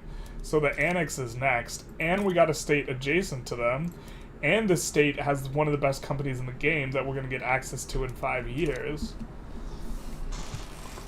This just seems the way to go now. You probably actually do want to just do it exactly like this with everybody. We get Antofagasta. Okay, we don't get all of Bolivia, but we get Antofagasta faster. We cut Bolivia off from the coast, which might even decay them down a power ranking from minor to insignificant. If they're insignificant, they'll be cheaper to subjugate anyway. Antofagasta, okay, we're paying a little bit more infamy to annex it immediately, but one of the best companies in the game. And also, then we won't actually have to land Peru when we annex Peru. And so a lot of times the Peru-Bolivia stuff goes bad because you can't land them, because they don't have a lot of infrastructure, and so it's really rough. But we won't have to land Peru because we're already adjacent to Peru. And so, yeah. I learned the hard way France's position in the world in the beginning isn't as good as it seems. Yeah, bag has been acquired, though. Thank you, Matt, for the bags in chat. So, I mean, I think that this is just a pretty successful Portugal start. Like, I don't know, we're what, like 6 years in? We got the gold. It's incorporating, some of it's appeared, gold fields. That's why we actually have a really strong reserve. And, like, just to be clear, like, let's take a look.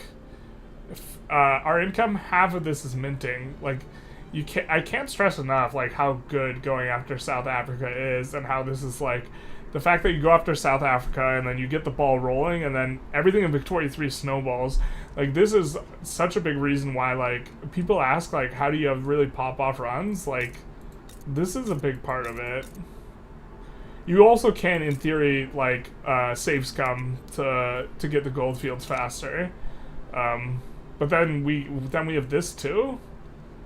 And, like, okay, Spain's mad because we violated the Treaty of Tortillas, but, like, that's not our problem. That's a Spain problem. And so, like, what this run would look like from here... God, this just feels so good. We don't even have a ton of infamy either. We just got, like, literally all the besties. We got Brunei as a subject. We got South Africa. Brunei both giving us an adjacency to Qing in terms of trade. Not that that matters because we have a treaty port on Qing anyways. And then we have South Africa. We got Zanzibar too. And then this. Bro. This does seem like the start. Maybe we save this just in case.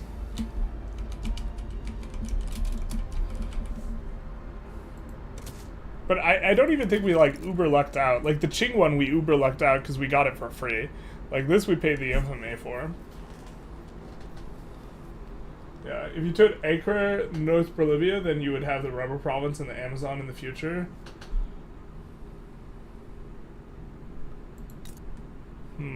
Well, I think that these guys eventually get rubber. These guys already have rubber.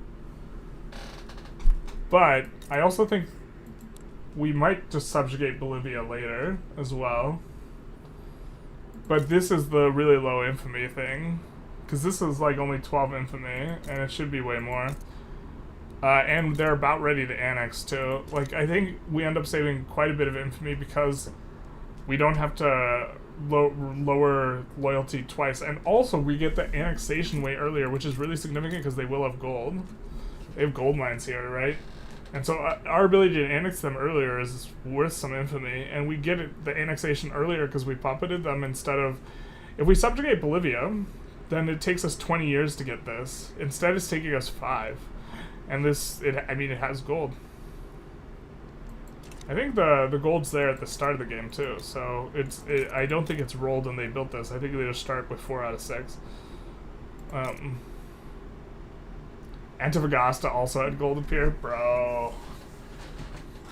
Just like the Ubers, too. The Uber start on Portugal.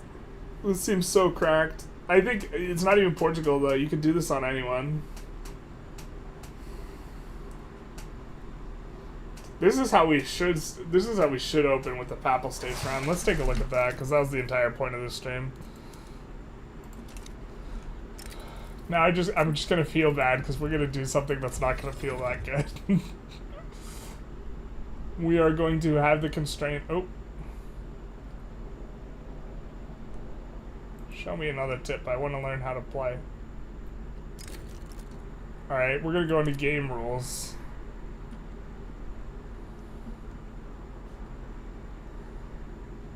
Pop consolidation, aggressive. No autonomous investment pool. Apply. Papal States time. Yeah, that's right. No automated pool. Okay, so let's just take a quick look at everything.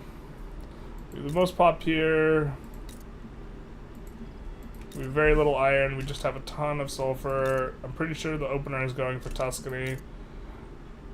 We are also playing with the self-imposed constraint. We can only conquer stuff in historical Roman territory unless we have declared interests in all of these regions already, and we still have additional interest. Then we can start branching out more. Did Rome ever own Persia? The Pope gave Portugal to Spain the Treaty of Tortillas, and the Pope taketh away. The Pope can take it away. Remove lane bug, option selected, basically. Except I really like private construction pool, so, like, I feel bad about it. Okay. It's almost certainly going to want a construction sector in Umbria. I think we can afford one. We're going to make it iron frame. We're going to take a look at our tech here. It's probably just the standard, huh? Yep, it's the standard tech play opener. I really hate how disgustingly standard this is, but it's just so much better than anything else you can do. And then we have a ton of authority, so this we can take a look at some of the unique stuff, but we have a ton of authority off the back of, well, we're a theocracy, but also, we have to scroll down, 100 authority and 100 influence for free. I really hate that this is tied to you being Catholic. This is the only one of these where it's tied to you being Catholic, and like, so that means Qing can't take the Vatican and get that, but I can still take the Forbidden City and get this. I think this should be tied to Confucian. But that's just me.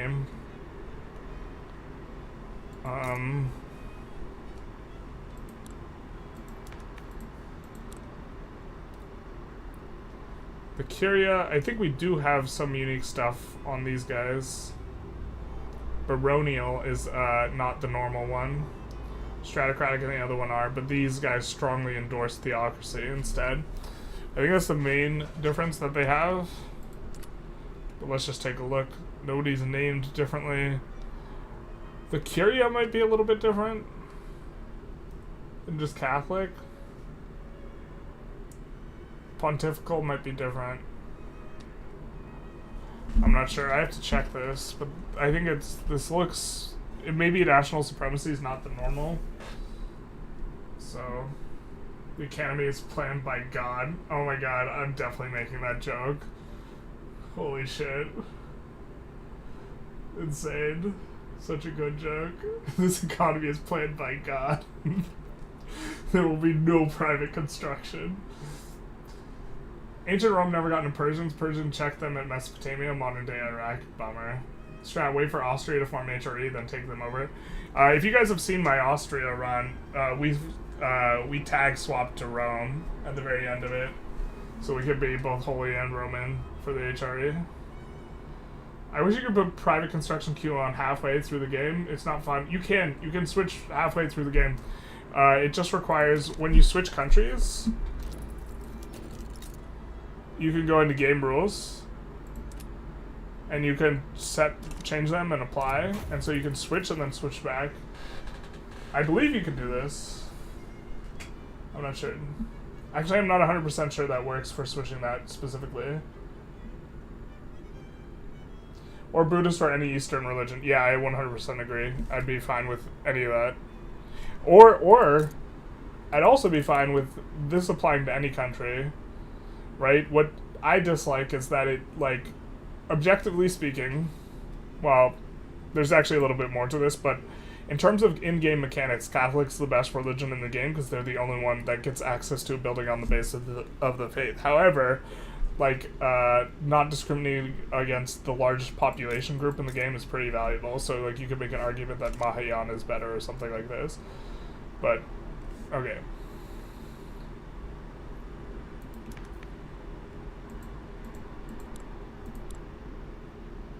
So, in order to form Rome, we have to get onto Parliamentary Republic, which is going to be a little bit of a difficult task, because we have to weaken the church, and it just means we have to eco up for a while, to be honest. Except we're going to eco up slower, because we're doing the things. But, on top of all this, we don't have to build a single landowner-owned building, so the landowners are going to get absolutely shellacked here. They're going to get so shellacked. Because I think we don't build any. Actually, I think we build wheat farms, but that's for the memes, because the League of Millers. True Roman bread for true Romans. But other than that, we just build zero of this stuff. We don't have a good way to pass laws early here, do we? Can we get off traditionalism, actually? Can we... I mean, we could definitely get the grain price high by virtue of... Okay, so I guess it's just a corn laws opener here. So, and we do this. Okay. Yes, dear. Corn laws opener. And then... I think we just go after Tuscany. And just actually annex... the annoying thing is going to be if someone sides against us, we will just restart the run. Actually, we'll just this saving's super unnecessary because we'll just restart the run. I'm pretty sure we can go after Tuscany. They have more battalions than us, but we're a human player, so that means we win. No, that means we know how to use the button. We know how to use the button that makes us win. We'll just do this. I'm not sure how necessary this is going to be, but...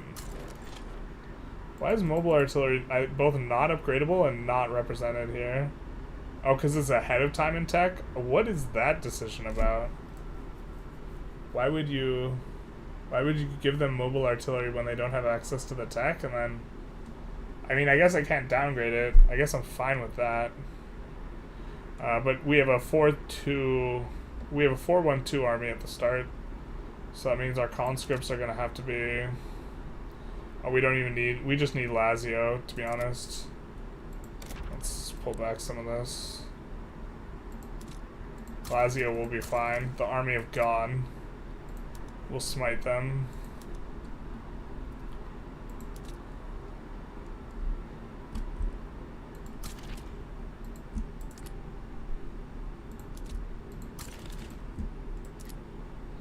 It's probably gratuitous, but... doesn't hurt to be gratuitous, except it does.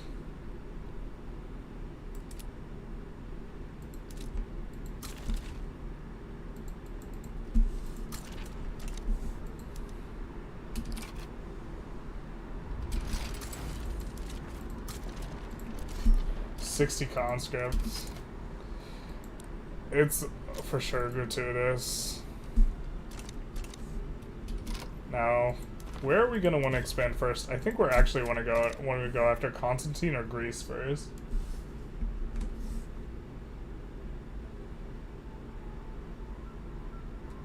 Or actually tie it to Asian culture. I'd be fine with this too. I really like how the pool plays out conceptually, the investment pool. I like the investment pool too. We have a problem with this. We'll just import it. The Austrians. Oh, we didn't trigger corn laws. Whoops. Corn laws? Bueller? Alright, thank God. Now let's cancel all those trade routes.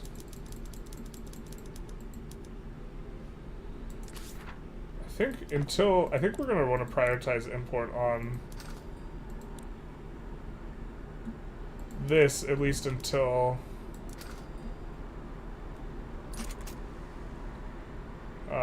we get Atmo engine. Alright. Not sure if we're supposed to join a market. The themey thing's probably to not join a market. Love the announcer guide, bro, me too. I'm gonna have to resist so hard to put League of Millers things into like every single episode. Every time I build, every time I build a grain farm, I'm going to like just have one of the League of Millers announcement things. Market liberals are shills, the truth hurts. It's almost like they want to make more money. No actors or free men portrayed.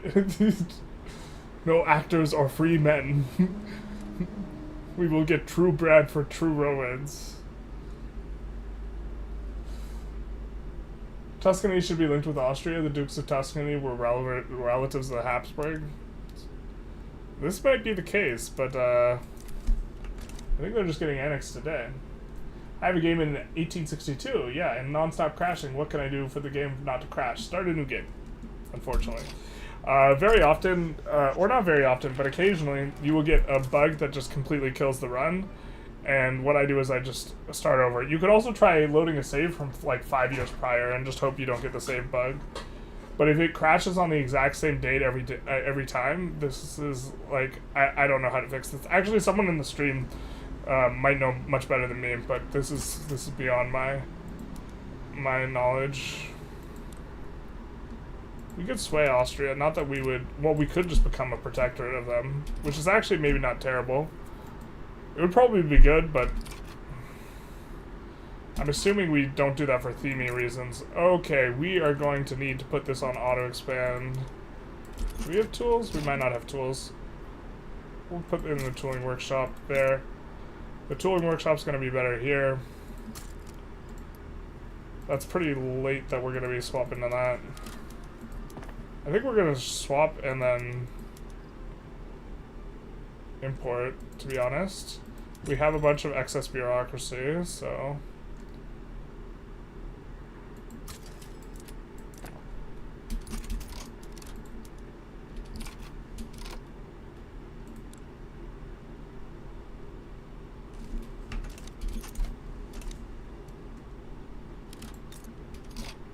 Didn't I build a construction sector? What the hell? Is it just not employed anyone yet?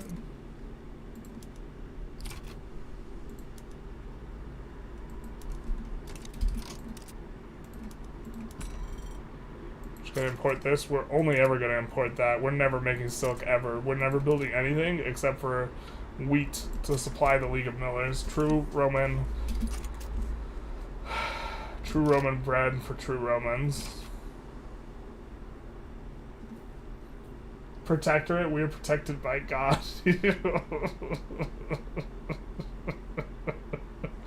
Who needs a protector when we have God on our side? Oh, this is gonna be great.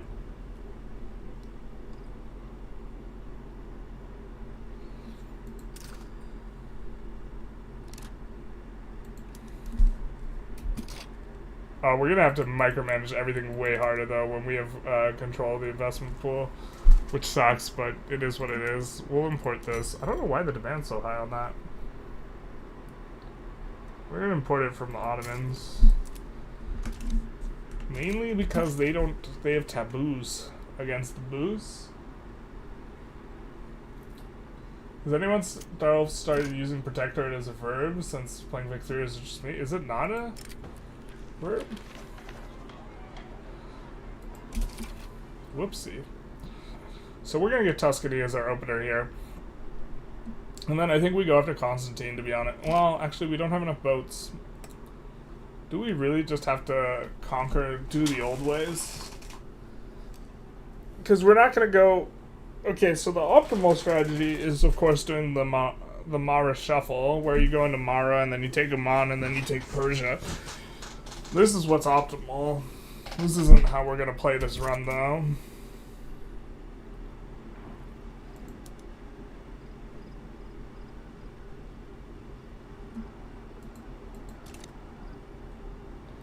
Investment pool will be controlled by God.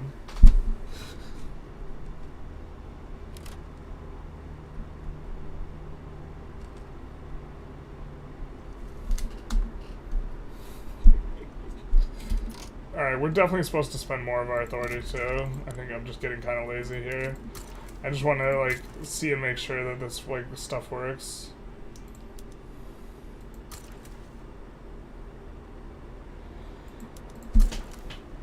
We'll also try and build Rome ridiculously tall too. I think that'll be fun. So let's do just greener grass the whole game. All roads lead to Rome. As part of our constraint, greener grass must always be on Rome. You play with high AI aggression? I do not. I could if I wanted to make the game like way harder, I suppose, but it makes the game harder in a way that's like... Currently, like, there's a lot of opacity to both diplomacy and diplomatic plays, and I think just making the AI whack you more frequently doesn't, like, make the game more challenging in an engaging way that, like, you as the player can, like, actually try and do something about. I mean, we're going to want to float some authority for passing laissez-faire stuff faster, so... Have I tried the Rev strat for Qing? Get recognition from the US, make mega infamy plays, then capitulate out of Great Britain port war for war reps, and then switch sides in a Rev over poor laws and get parliamentary republic? I have not tried this out. I try not to do... I don't really like the Rev switch side play pattern from a, like, immersion perspective, so I actually try not to do that. This is like one of the things that like I draw like some degree of lines on, because otherwise infamy resetting, I also try not to infamy reset too much, but like infamy resetting is like super strong, and then like I think you also turmoil reset, so like it makes a lot of sense to do in some situations. That seems really strong. Well, it seems kind of strong. Actually, I wouldn't do that with Qing specifically. I would want to stay monarchy for a while on Qing. But you can just you can accrue way too much infamy on Qing intentionally, and then have someone cut you down to size and then capitulate, and then you lose your subjects, but it's like kind of worth it. But With Qing, they start out with a cautious ruler, so staying monarchy is pretty good. And like, you will often just chill on Qing because it takes so long for you to like enter the mid game, economically speaking, because you have so many peasants that like you are less pressed for time when it comes to passing laws, and your economy lags behind your like.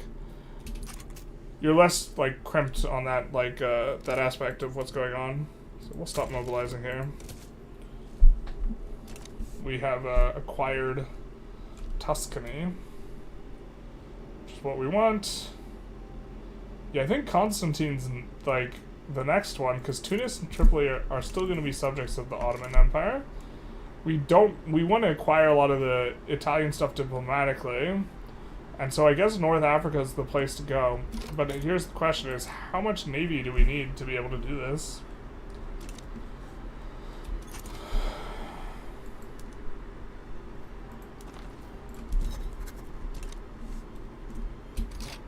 Well, we can get some more boats real quick by abusing the boat thing. I keep forgetting, like, my 1.4 brain is telling me that I can build boats not through the navy. So we can get 4 boats.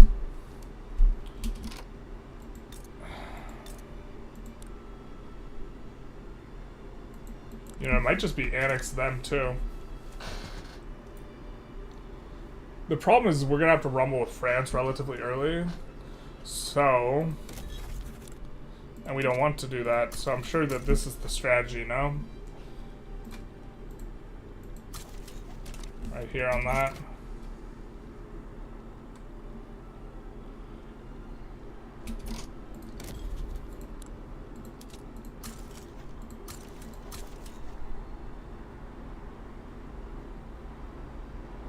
Probably this, actually. Who can we rival? Let's rival Greece.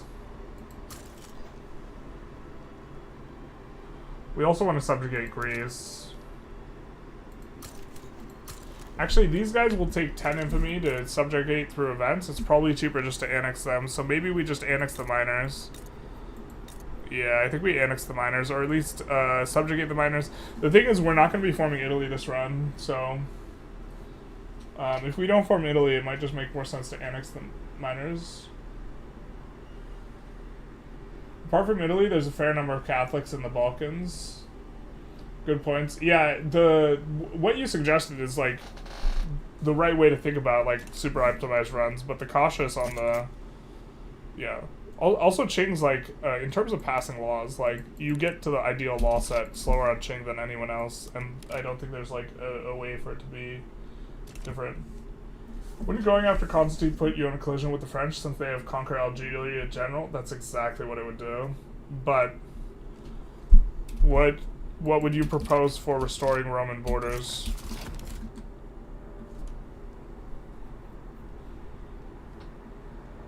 What do you think is second? Greece? Greece might be better.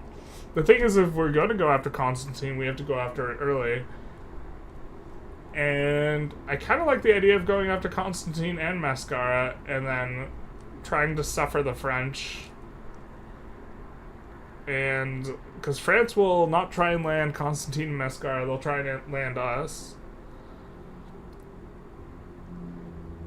And it might be really difficult, but if we could sway the right people...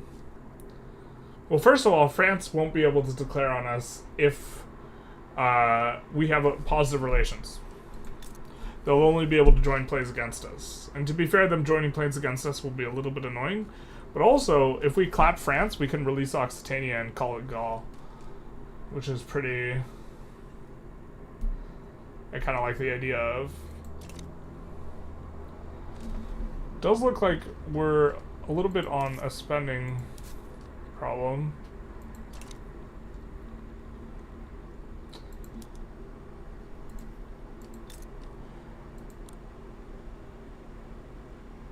It's just like, if we want to take Mascara, I think we have to take it at this point in time. Or, sorry, if we want to take Constantine, I think we're supposed to take it now. Or maybe subjugate Greece first. Subjugate Greece. Actually, probably makes more sense.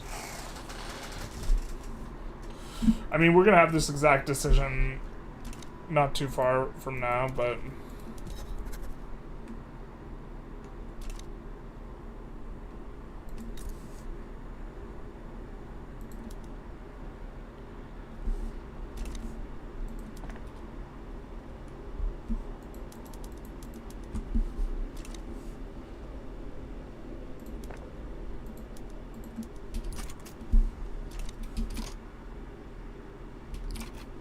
Still waiting on our corn laws, boyo. Rival with parts of Italy, Greece.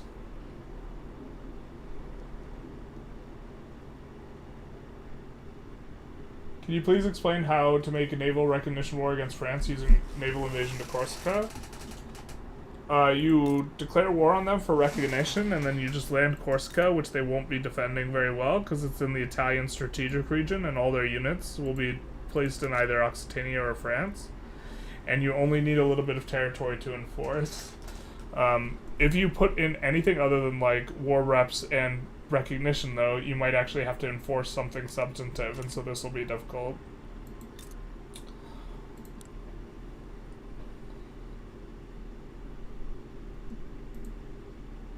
I mean, I think we saved before here.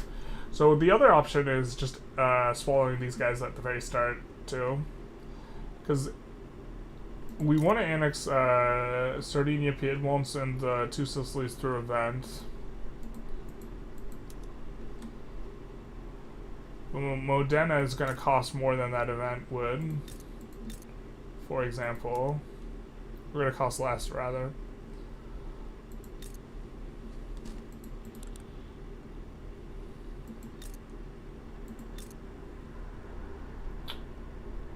Modena gives us instant access to Parma as well.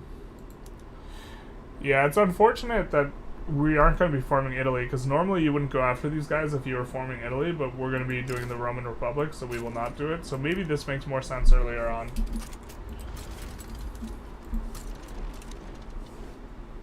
So...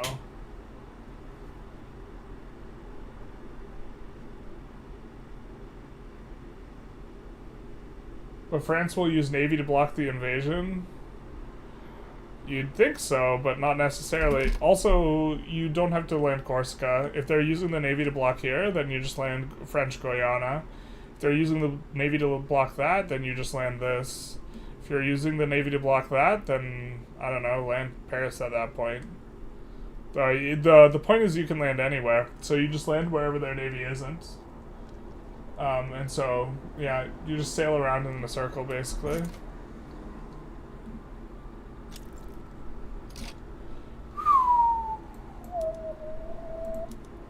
Did you get anything? Are you winning, son? No. So this is one of the problems. So this would just be a restart here. Or a reload, either way.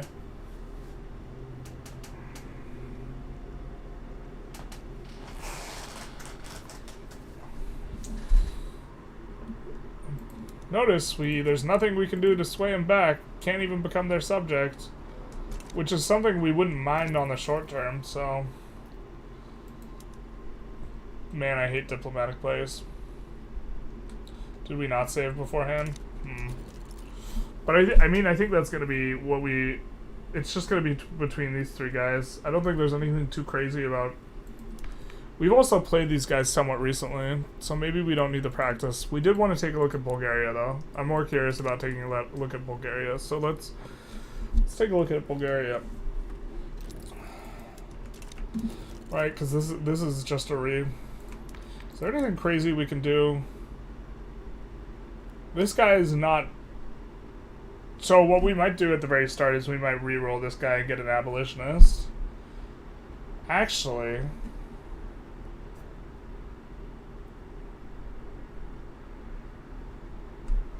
This guy starts out off as a moderate.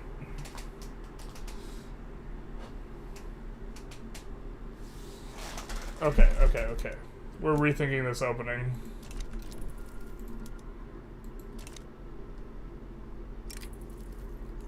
Because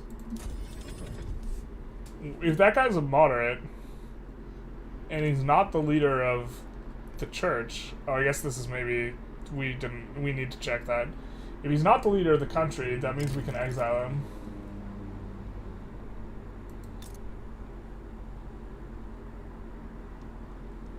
I've not had a playthrough here.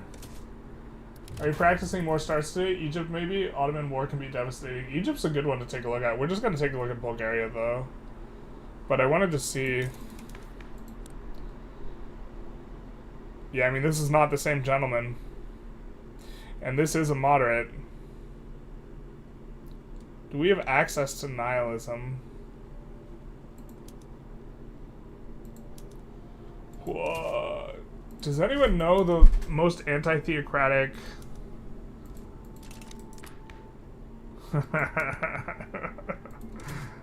Does anyone know the most anti-theocratic political ideology you can roll at GameStart with our like normal technologies? I don't know if nihilist like requires empiricism. Is one of the things. I guess we could check some of these. This is the dirty way to start. Also, we start with a Democrat, which is going to. I think we start oligarchic. Oh, you don't... We're not forced starting with them, though. But we can exile this gentleman. He's spineless right now. He's a moderate. He has no spine. He believes in nothing. Now he believes in traditionalism. But we can keep doing this. Right? And this is very tedious, so we're only going to do it one more time. I will... When making the video, we'll probably restart, like, a lot. Oh, man. That's going to be 2 layers of restarts, because we're also going to have to... get it through Tuscany. We're not gonna, yeah. Have we played with Ukraine? Yeah, I did last February 24th, I think. I did a Ukraine charity stream where we removed Russia from the map, and we did like a 12-hour stream. I actually played for 15 hours, but only 12 were streamed. I didn't realize that YouTube, if your stream goes over 12 hours, they just cut your stream. Your stream just ends, which is obnoxious. And so for like the last 3 hours, I was on my own battling with Russia. The truth hurts. Alright. I'm gonna try exiling this guy. Right now, he's spineless. He believes in nothing. Now he believes in traditionalism again.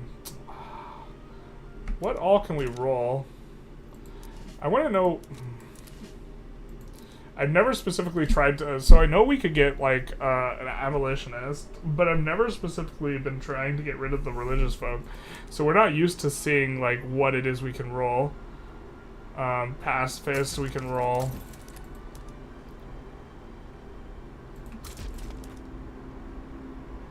What can we roll that hates the church, or the church hates? It's the real question. Theocrat, not looking to roll a theocrat.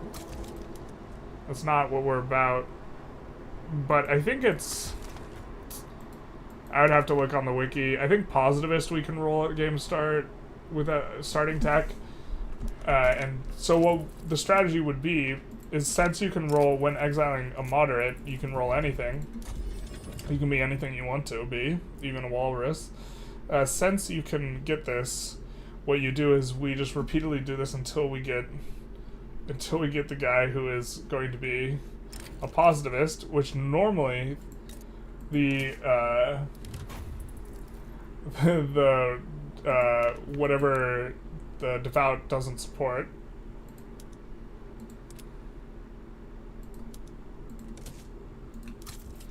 Or you cannot roll a positivist on devout, I think. We just keep getting traditionalists, though. Did they fix that? Wild if they fixed that. We're going to take one more roll, and then we're going to switch countries to Bulgaria. Heck in Austria, basically. I've reached the perspective that reforming the laws is sometimes the best way to accomplish a path in the long term. Not reforming laws is sometimes the best way to accomplish a path in the long term. Yeah, I think on Qing you don't want to pass the laws as fast as possible. Qing, I think, is the best example of it. Because or anyone who starts with a really good ruler, or a ruler with a really good trait, you don't want to get off the things as quickly as possible.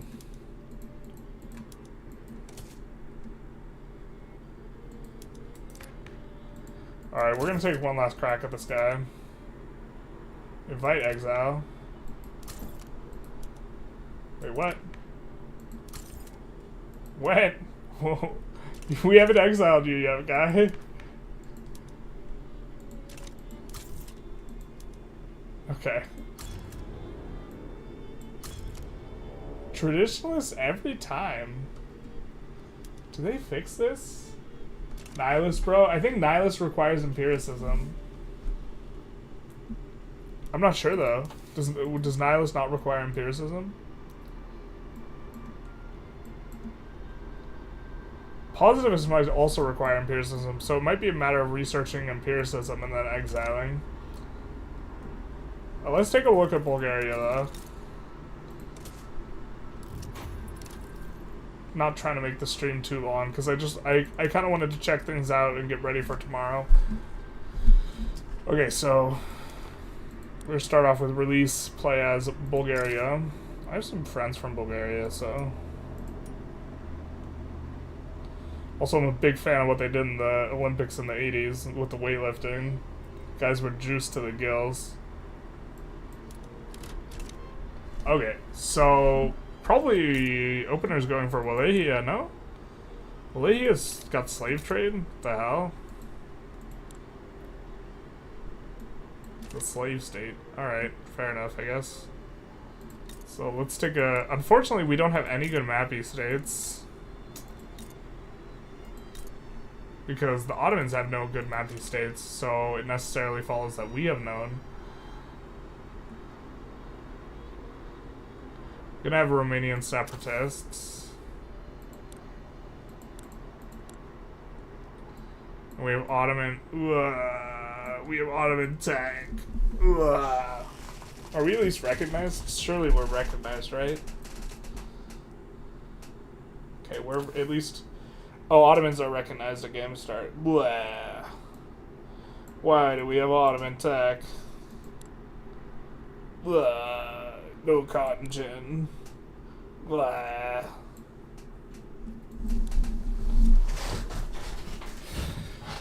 Okay, I think it's still the usual. But here we actually will have to slingshot, because cotton gin and lathe does take too long. And we have a bunch of shortages. We could resolve that through trade.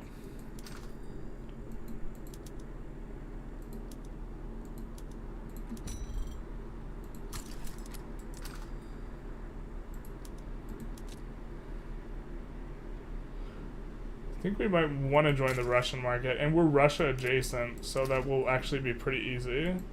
So we'll try and import a lot from Russia.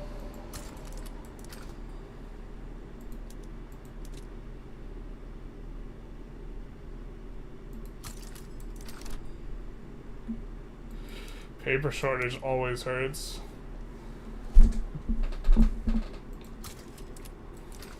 Yeah, we're just gonna favor Russia really hard here. Swapping over on the rural goods specifically, but we're trying to get so we're paying no tariffs on anything. Okay, I think that'll be decent. We should have nothing unique. Ooh, we are Orthodox. Oh, that's the same as Catholic. Is it? I think this is the same as Catholic. I think whoever we roll is going to be completely random when starting this, so in theory we could re-roll aggressively. We do have Intelligentsia, who's not about this. Nobody opposes slavery banned at this point? Interesting. Do we lead with banning slavery? We also need to get off this. It's just been a corn laws type of night, huh?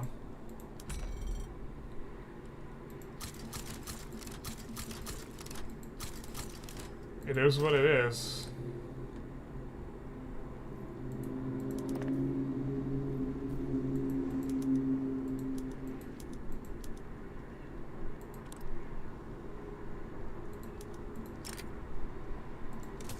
We'll import those if we have to.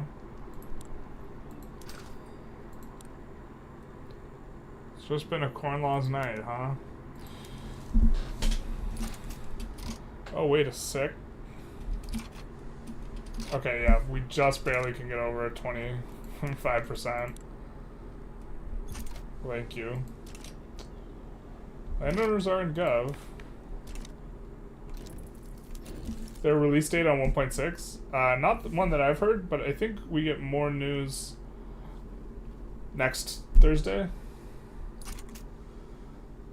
Loyalists don't seem to come by in this economy. No more MDTR friendship. BG now. This is a Balkans reference I don't understand or want to accidentally misstep in. I think we decide that these two states are the best for us to build in here. So we do something like this. We're not really running that big a surplus. Corn loss is triggered, so let's get rid of all these trade routes because we don't actually want to make grain expensive. We actually want to make it cheap. I don't think we can import through us being export prioritization, which we need to maintain this. Yeah, we can't import through it, but this will be fine. Maybe we can afford one construction sector. We'll build it in northern Thrace, I guess. This is an interesting looking start. Can we form anything? We can release Romania.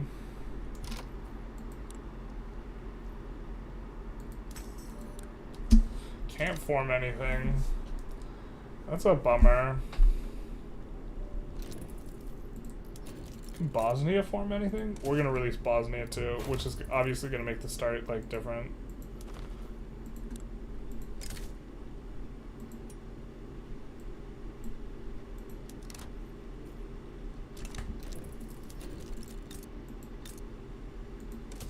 Because if Bosnia can form something, we would just play. We'd play Thad Castle saying Bosnia, son, like nonstop. If we did a Bosnia run, they can form Yugo.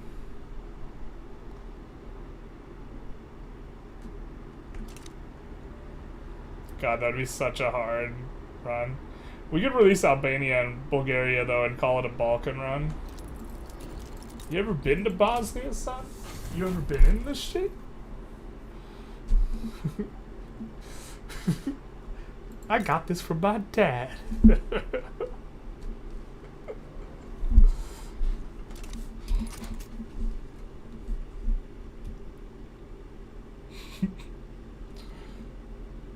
we get some less chill vibes here? Thanks. Russian 1917. Talking about less chill vibes. If we had to pick a name of a track, that's a pretty good one for less chill. Modern conservative, yay.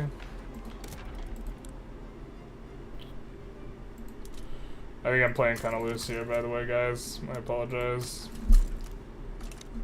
We do want to float, but we don't need to float this much. Or we don't have greener grass campaigns. That's true.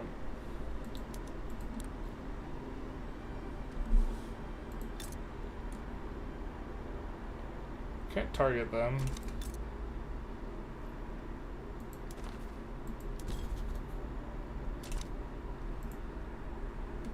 We don't have any boats yet.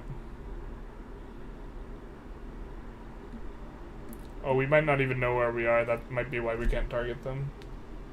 But we did get the modern conservative. So, grant leadership. Oh, look at those sideburns, bro. Fucking jealous. Alright. Wait, what?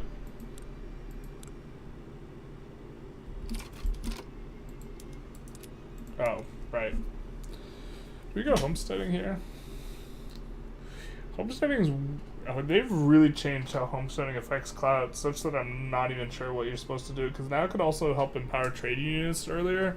And before it was starting to look like homesteading wasn't very good, because the rural folk just got too powerful, and then they kind of don't like a lot of the laws you like, and like if you go tenant farmers, the landowners will eventually get pushed out anyways. But now the thing with homesteading is it might be the case that you can demarginalize the trade unionists faster with them, which is a decent enough trade-off for like the rural folk. Something like this. Form Yugo, the Hellenic arc. I mean, I kind of want to do Bosnia around and form Yugo. I would just... There would be a Bosnia Sun clip like every 8 minutes if I did a Bosnia run, though. I wouldn't be able to resist myself. It would be so obnoxious. You've been to Bosnia? Nice place. That modern conservative is so short? Yeah. We're gonna go homesteading, I think. It's got such great sideburns, though. Look at him.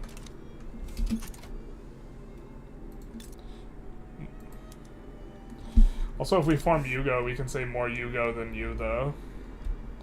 Which is, like, objectively amazing. So, did we build construction sector or not? What's going on here?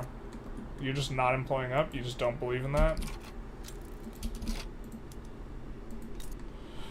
I think that you actually do want to be really aggressive about going on iron frame, but we're just going to have to import the iron at the start here.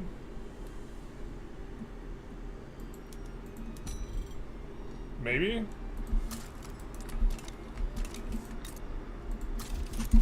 Well, we want to get in Russia's customs union if we're doing this. Bosnia, son. How's it going so far, Generalist? Asked Technocrat. It's going pretty good. We're kind of reaching the end of testing a little bit.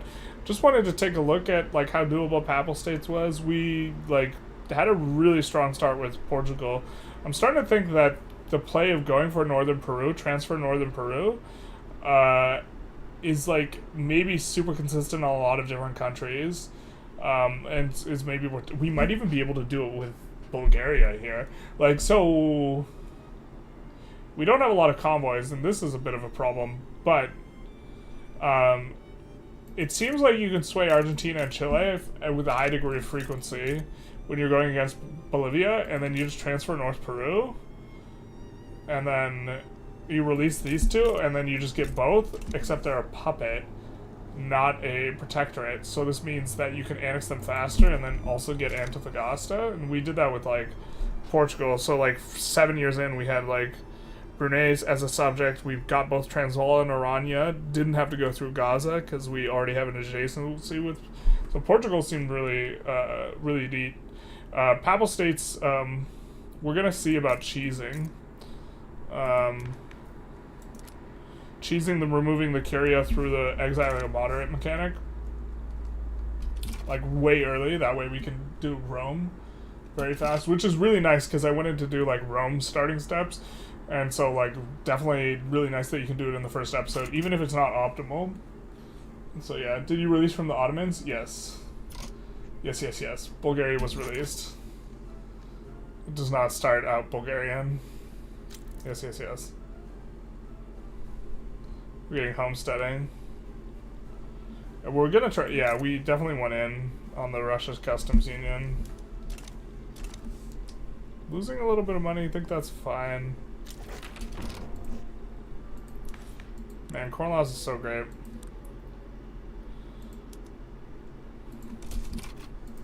Just makes you feel so good at the game. Just do corn laws every run, every time.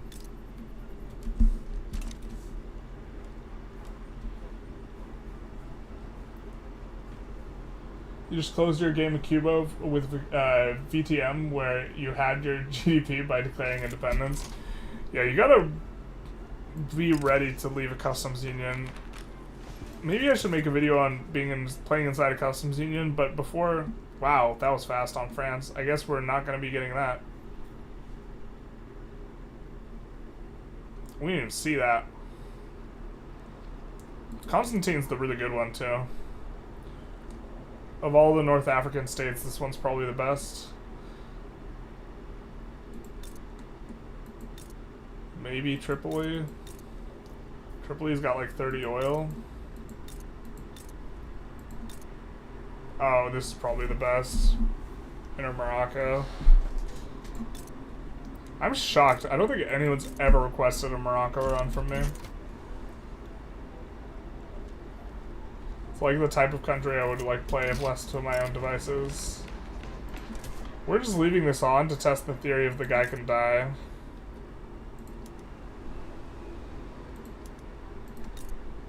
I think we...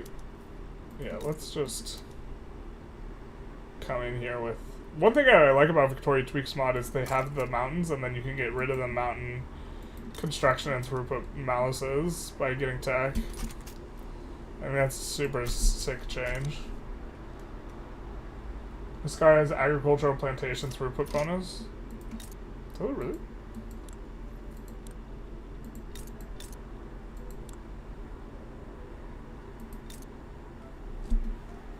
So it does. It's interesting. Construction malice is rough, but they do have cotton. Cotton's good. Cotton's the best of these. Cotton's just generally pretty good. The thing is, we're gonna get free trade, so that's gonna kick us off corn laws anyway. And we're gonna get free trade because we have this guy right now.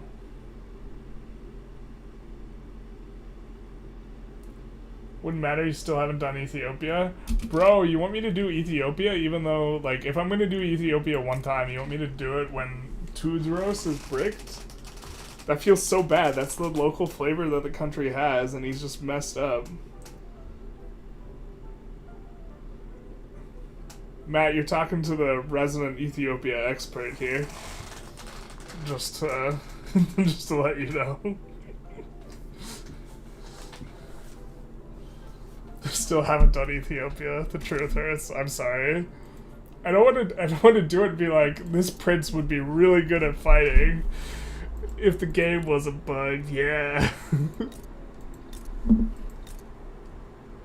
We've done a bunch of practice starts for Ethiopia a bunch of times. It's super grim because the complete lack of... This is the insult to injury, though, with Ethiopia. You have terrible mapping, you don't have any provinces that have both wood and iron, and when I say that, I mean, it's not the case that you don't have any iron. You don't have any provinces with both wood and iron. Which is just, like, the ultimate, like, tragicomedy. And you have no coal. To be fair, you get coal pretty easy, I think, if you just start coming down into here, yeah.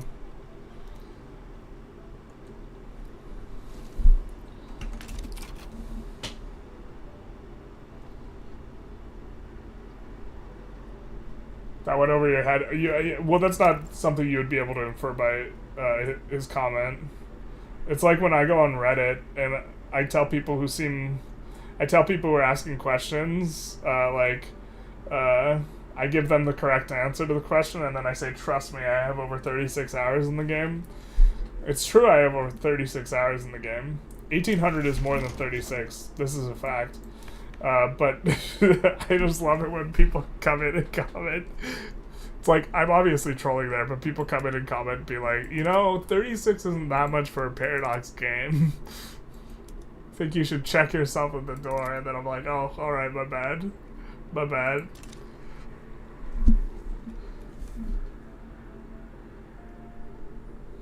It is kind of dire. Releasing Poland from Russia is a nice playthrough. It's the damn serfdom that messes up qualifications. It's pretty bad. Corn laws is also decently hard. It's also worse, I think with some of the changes that they made to the employment attraction, where they won't just increase wages more and more and more.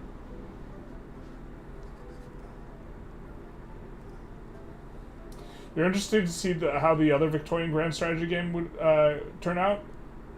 Maybe I'm hallucinating, but it's also a map game. What's the name of that game again? I always forget. Or I've seen it a couple times, but I don't have the name remembered. We're gonna have to at the very least try it out. Kind of feels bad though, because Paradox is gonna give me, I think, early access on the next DLC, but also, I'm pretty sure all you guys want to see that, so... Have we tried Rwanda?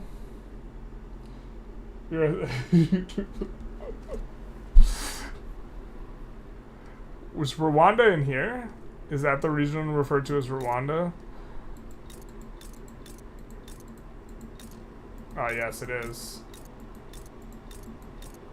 I have played Buganda. I've done actually a semi-deep off-stream run of Uganda, and the fact is it would just be really boring for most people. Or I think it would be. I mean, maybe people would be interested in seeing, like, me just, like, not being able to do anything for, like, 20 years. Because that's kind of what it is. You can't do anything. You can't get to colonizing fast enough to be able to actually touch anything before you just get kind of enveloped by the UK. So this is you have to, like, eat your way out from there somehow. And it's, like, this weird... Yeah.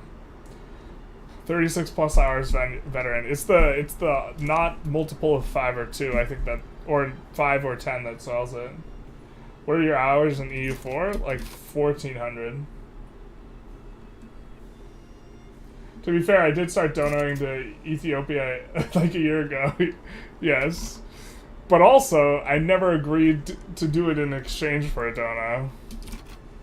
It has one to pull, though. As soon as Tudros is not bugged, I will do an Ethiopia run.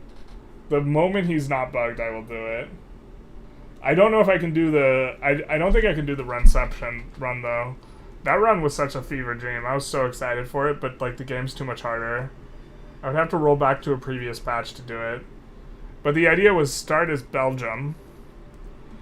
Conquer... Release play as Sardinia Piedmont. By the way, I would be using Inception clips, like we have to go deeper. It's a run within a run. And then with Sardinia Piedmont, form Italy, then conquer, release Ethiopia, play as Ethiopia. As Ethiopia, come back, subjugate Italy, annex them, release them, play as Italy, with Ethiopia as our overlord. We would have to reduce or increase autonomy on Ethiopia to become a dominion. That way we could do things. And then once we could do things, then subjugate Belgium. With Belgium as our subject, annex them, release, play as Belgium. And then as Belgium, try and form the HRE. Which would be a subject of Italy. Which would be a subject of Ethiopia. This was the fever dream. The dream within a dream, a run within a run that I really wanted to do. But then I just don't think there's a way to do it. I don't think there's a way to execute. I would have to cheese everything so hard to make that work. But that was my dream. Because obviously the funniest is, like, Ethiopia subjugating Italy. And then I was like, well, what's even funnier than that? And it's like, well... having Italy. Actually, you know what? It would be even funnier if it was the Papal States, huh? Because then the Rome would have subjugated the Holy Roman Empire, which is a subject of Ethiopia. I don't know. That's way too hard to do, though.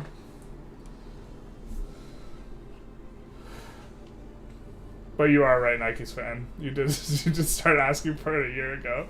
To be fair, I've been putting it in, like, every single poll since then. And it finally won a poll, so it's on the 2 playlist. But I don't wanna play it and then, like, not feature actually the only piece of local flavor that Ethiopia has. Instead, the flavor that Ethiopia has is really low mappy. I mean, I guess we could... Maybe I'll just make... This place has the worst mappy in the world, and then just, like, play 2 episodes, but, like... To really have a run where you just, like, run over Egypt or whatever at the very start, because Tudros is, like, gnarly. Because you can just go into Egypt with your, like... with your guys that on offense are the same as trench infantry, and even though they're, like, what's the irregulars? They have the same stats as trench infantry.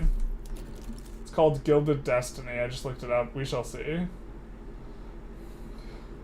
That sounds hilarious. Yeah, the Runception. It's just, I couldn't, like, wrap my head around how I would possibly... So I actually started out as Belgium, and, like, I'm gonna annex Piedmont, and then I was like, oh, I don't have enough declared interests, because I would need to have an interest in Occitania as well, to be able to annex them at game start. And it's like, dude, if you can't annex them at game start and you have to play up as Belgium, and then you have to play as Sardinia Piedmont and play up and form Italy, and then conquer all of Ethiopia, and then delete all your buildings as Italy, and then release play as Ethiopia, and then subjugate Italy, and then you're back on Belgium pretty quick. But then once you're back on Belgium, like, how are you going to form the HRE? Well, I mean, you form United... No, you can't form the United Netherlands. Or can you? Yeah, you can. So you form the United Netherlands. I guess you also annex these guys, too, while you're at it. But then, like, how do you make the HRE from there? Unless, since you're a subject, because you're a subject of Italy, you could have instead formed the Confederation of the Rhine, and then just auto-integrate stuff as you grab it. Yeah. Best meme around IMO would be Revenge of Brunei, where you conquer all the countries you've ever played and landed on Brunei. Turn 1. Jesus, that would... I don't think it's possible anymore to, like, world conquest as Brunei. Maybe if they make it so you can declare more than one war at once. There's a lot of runs I want to do that require, like, ability to, like, declare a lot more wars. Yeah, Tuodros needs to be working for the run to be worthwhile. It's no fun without him. That's what I thought. I pulled it, too, if I ever wanted to see it, but... The demarcation of states is a very pivotal aspect of some of this game's mechanics, which is very arbitrary. Yeah, there's a lot in the game which feels pretty arbitrary, to be honest. We're still running. Can we not? Why can't we... Oh, am I stupid? I am stupid, aren't I? No, we have diplo interests. Why can't we declare on Wallachia? Do we have a truce with Ottomans because they released us?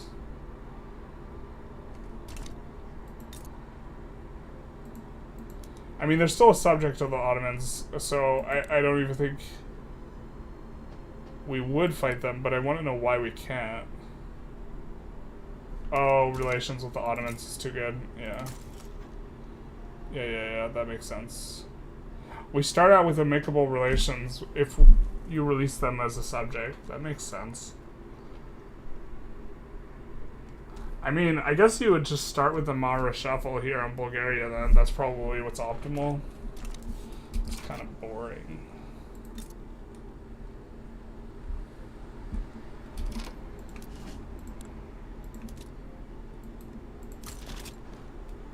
And we're just trying to get a feel for, like, what this run would look like.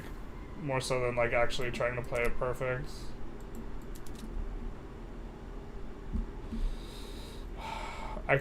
I low-key hate that we can't turn on PMs if we don't have access to the thing. Because it just makes it feel like it's more clicking, to be honest.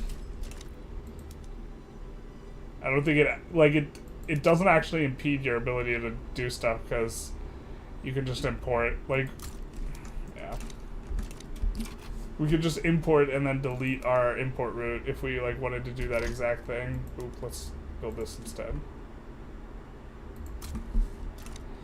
It's interesting that all of these are coastal. That's actually pretty nice for the purposes of making a big navy. Do you do Iron Man runs? I do not.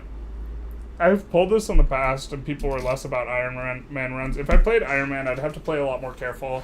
I'd probably only play Major Powers Plus. And I might start playing Iron Man after Spheres of Influence. The problem is the AI is really psychotic on diplomatic plays in a way that's not fun, not predictable, and playing Iron Man would result in paying war reparations a lot, I think, and just getting really, really bricked. And so I think it also is worse for making content. It would take me way longer to create the amount of video I need because I would not be able to, like, look if the UK like joins it against me on a play, like, and I have to, like, try and fight it, it's like,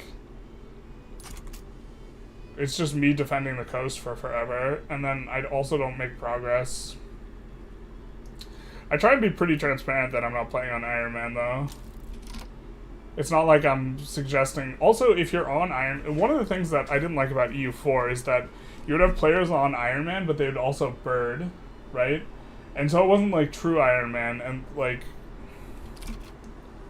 It became this thing where it was like, Iron Man was like this...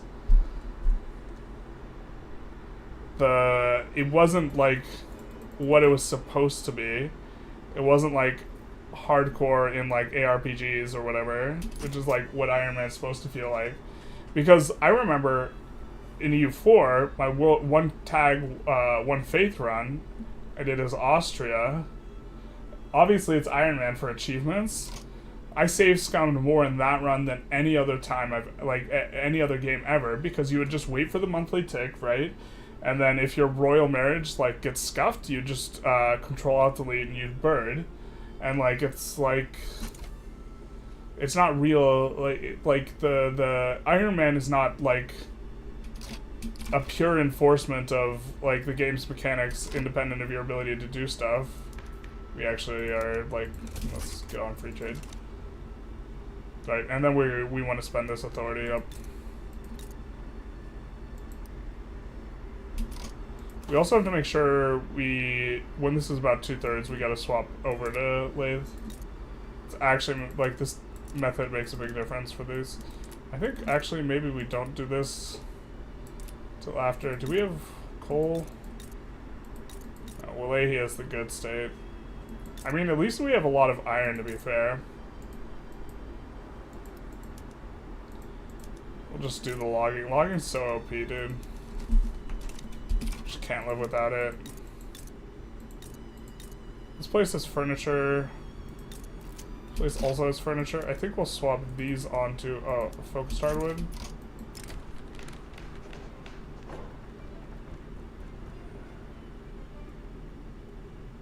We'll just take the setback. We have pretty good rights. Iron Man for polished games, Vic 3 is still an open beta. Yeah, I mean, if I ever... Krakow achievement is harder due to random Diplo IMO. Yeah,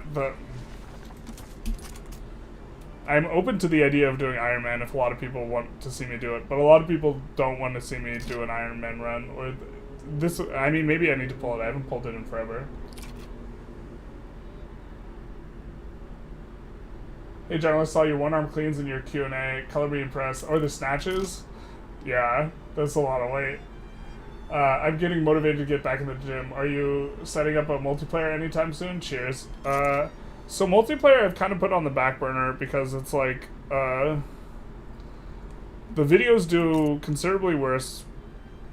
It's a lot more organization for me. And, like, I was starting to get to the point where I was getting frustrated because I think we fail-fired 3 weeks in a row, and then, or of like the last 3 or 5 times we've done it, I think we've or I've tried to do it, I think we've failed to get enough players 3 times, and then 2 of the times I had to play. And so if I could very consistently get 9 people who were willing to play, I would probably like to do that every week. But I just like haven't been able to get that. I don't like when I'm the one who comes in and plays because I can't interact with the stream. I can't talk through things, and I also can't joining in late, like taking over someone's country, like stresses me out so much because I have no idea what they've done, and like half the time I spend, I'm just trying to figure out like what's going on. And then like I play poorly, and then like. Also, like, I think the other teams, like, probably don't like how aggressive I play when I join in. I don't know, maybe not. Maybe that's also not their thing. So, like, that's, like...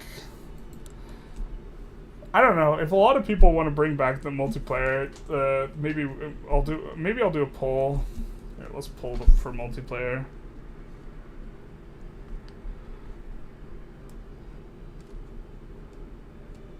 I'm gonna do a poll for it.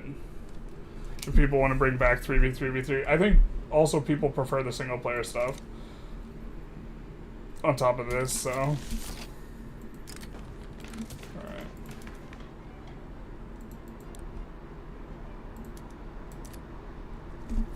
Now we can pass something that they hate right now.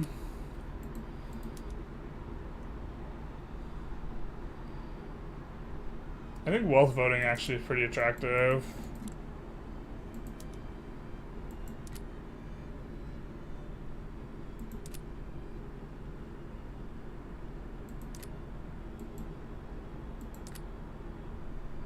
Maybe we do this into wealth voting.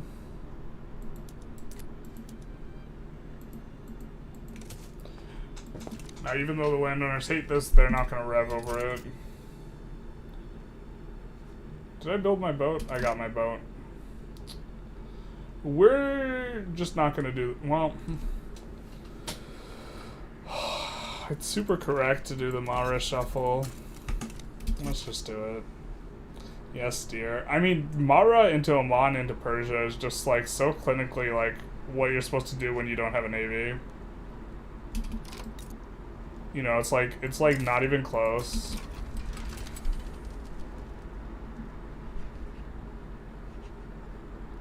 It's the absolute classic. The Mara shuffle.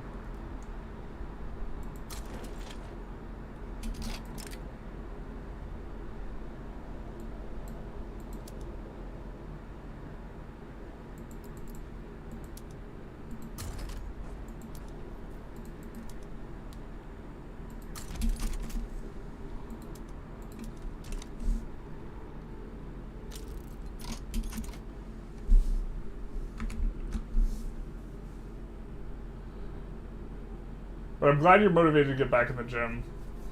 I'm starting to get back into the gym too. I've actually had a like hiatus when I'm like not in it. There are a lot of playthroughs that basically feel like, does X superpower join against me? Yeah, pretty much. Whereas like, so EU4, you definitely have a ton of agency regarding the diplomacy, and you can set things up and also know who's going to be in what play before you start the play, right? So you don't have this weird psychotic thing. Now, someone can declare on you in EU4, and then you just have to suffer it. But you really can't dodge the dows through escape scumming and Vic3 either. People just don't really dow that much, unless they're like scripted to. And then like Hoey 4, the entire build-up of the game allows you to set yourself up in like a diplomatic situation.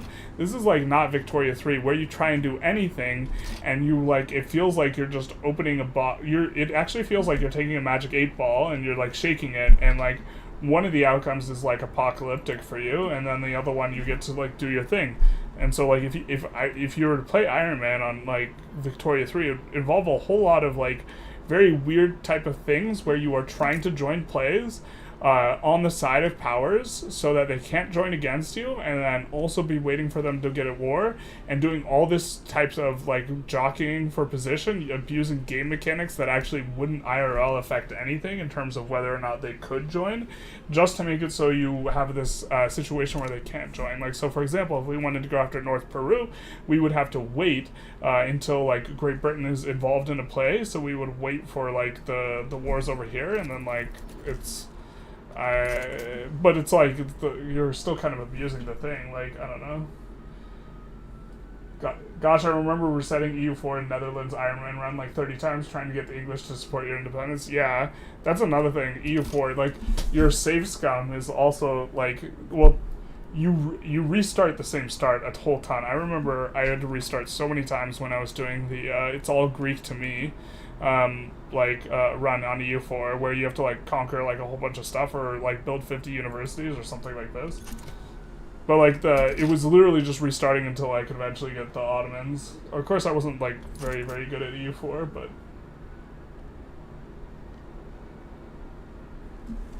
one of my biggest changes I want is knowing beforehand I'm going to get support in a play, like actually planning with allies, promised land before something like that. I would also love if you could just like back down without having to give up like I think that like what it should feel like is you're sending out feelers and you want to see, hey, is this person, would you be okay if I maybe grab this land? And then they just say no, and then you're like, oh, okay. And then you have to decide whether you want to push it and call their bluff, or like not, or like, you know, or if like the UK joins. Another thing is like the UK can join against me, and then there's nothing I can do about it. I can't send them money to make them not when someone joins against you, they immediately adopt a super negative attitude towards you unless you like pause perfectly.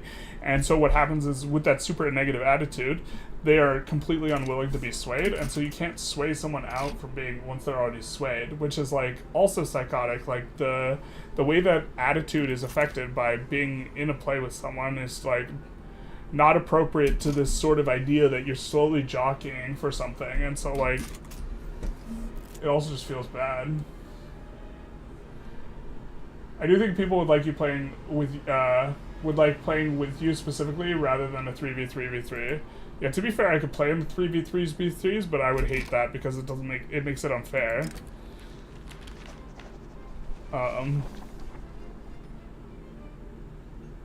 Like, I would not want to be in a situation where I'm starting on one of the teams or something unless someone else was, like, casting the game. MP would be a blast. The attitude and relations go a decent way of indicating the entity's stats. No, they don't. They're almost always correct if they say that they indicate it, but the fact is people are, like, almost always neutral. Like, even if they're really likely to... thing. Yeah, technocrats right here. Where, like, so the UK is protective. We could be protective and high relations with someone, and then they join to play against us. And to be fair, it also really matters a whole lot what their attitude towards the subject is. But this isn't reflected in the UI, which just gives somewhat likely, not likely, and unlikely, or whatever. So, like, if there was more granularity or, like, clarity regarding what's going to happen, I'd be fine with that, but there's not.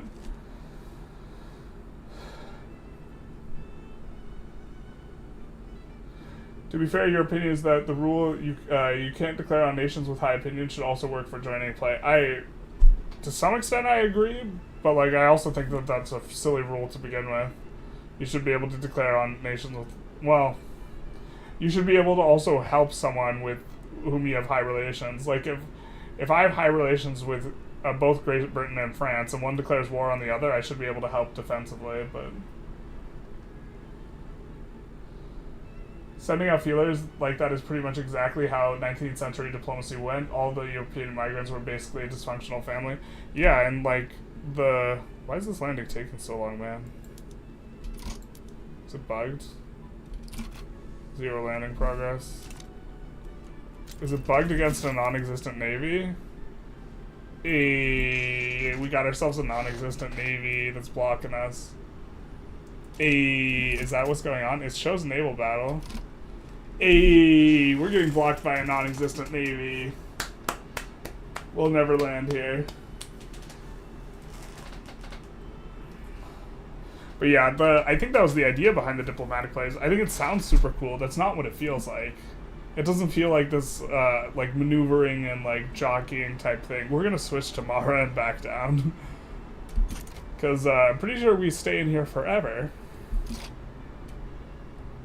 I don't know, guys. Should we just watch our naval invasion fail forever? That's a strange bug. I haven't seen that too much. I saw that, like, once before when landing USA that they could, Oh no, we got game overed.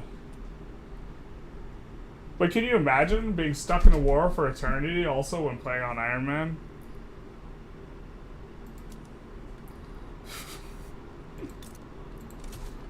Like...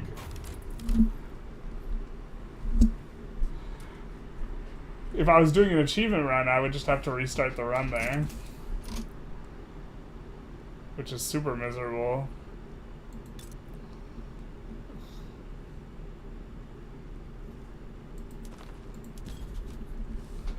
Yeah.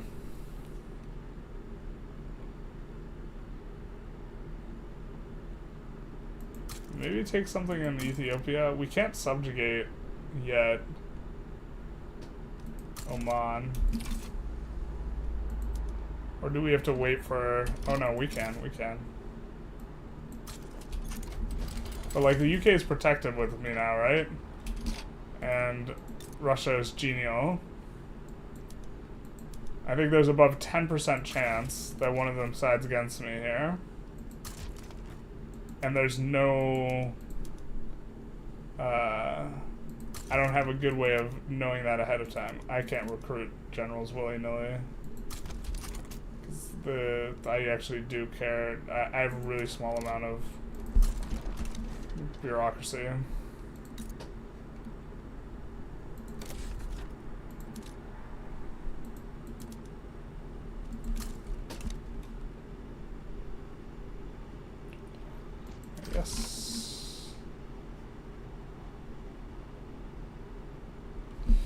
Those are our only sources of these things. Actually, I think we built a tooling workshop, so I think that's fine.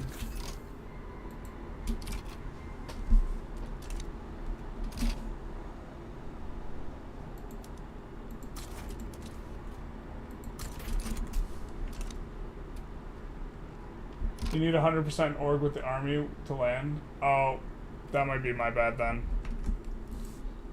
That's a huge revolt. Now would be the time to subjugate the Ottomans, huh? Pretty sure they're still at least a major.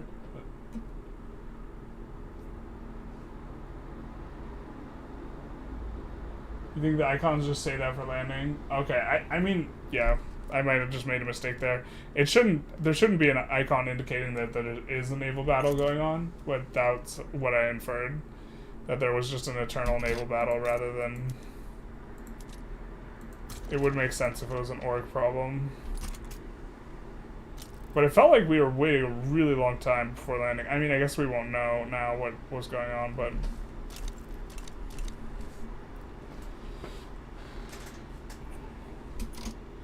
But to be fair, we don't have enough boats.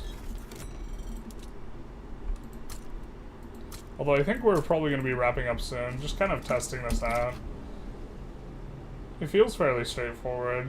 Really, I think the Ottomans are much more likely to rev when you do this. Which gives you interesting chances to maybe go for them while they're revving. That's how you get true Iron Man. Forever war and still get achievements. No, but I think you misunderstand what I mean by forever. I mean, you just have to capitulate to... So if it is the case that it's bugged out in that way, you just have to capitulate. You have to capitulate to Mara there, the zero army. Because that occurred to you in the organization of the army, once it hit 100, the generals landed, maybe worth a test.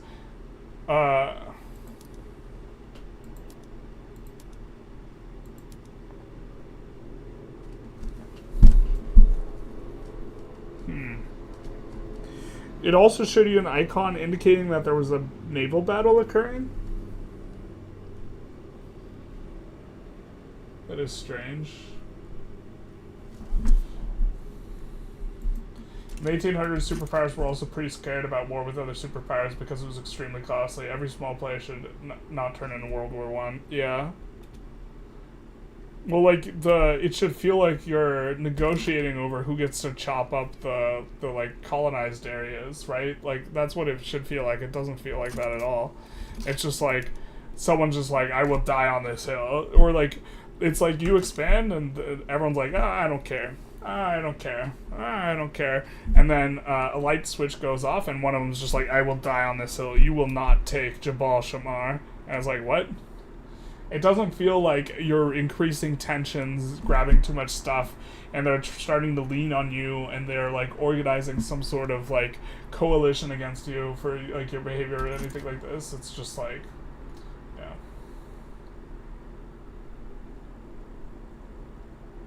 You just got here, what the F are we doing to the Arabs? Bro, it's the Mara Shuffle. It's, like, the standard. When you only have one boat.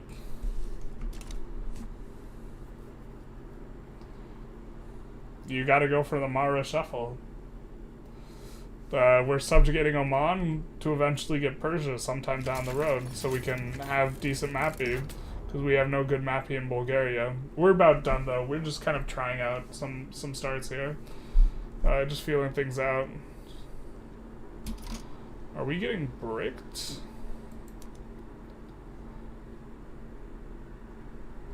One thing to keep in mind is they do have a navy. Mara had no navy. These guys have a navy.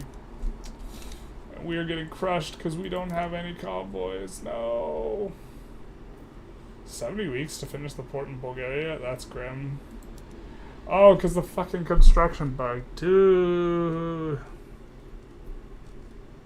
Make it stop.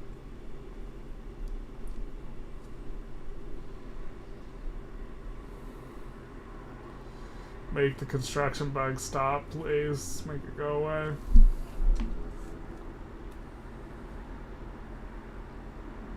Well, maybe we'll be able to gain some dirt. I think that we actually want these guys on defend and these other guys on advance.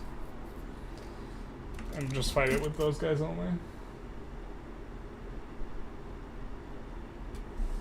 Maybe normally that icon's on the shore and put it off the coast. Interesting.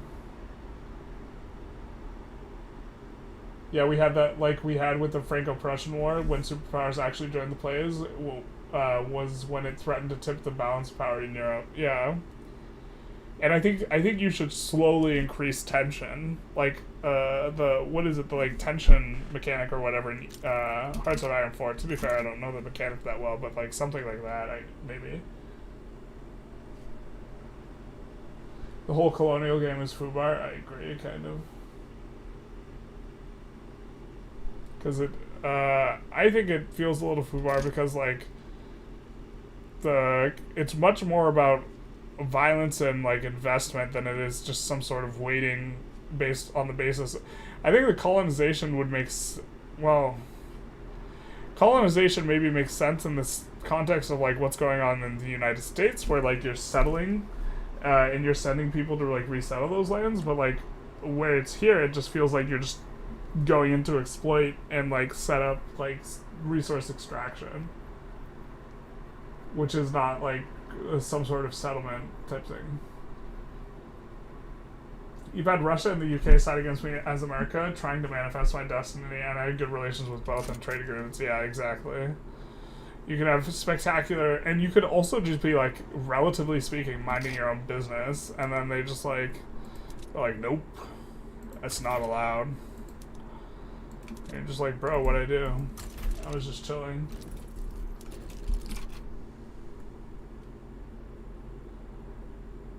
Yeah, the Portugal never colonizes up because of pop restrictions. It's being tied to population is strange, or is a strange abstraction. When you get Great Qing colonizing, you colonize super fast, and it's like very weird. Like, and it's like the population should matter in the times of like sort of resettlement colonization, where like people are looking for a better life, but like exploitative colonization is like, well, it's kind of all yeah, the extractive colonization that like happened in Africa, like I think is different. Could give Portugal a buff. Yeah, they do have a company that's like decent that uses that.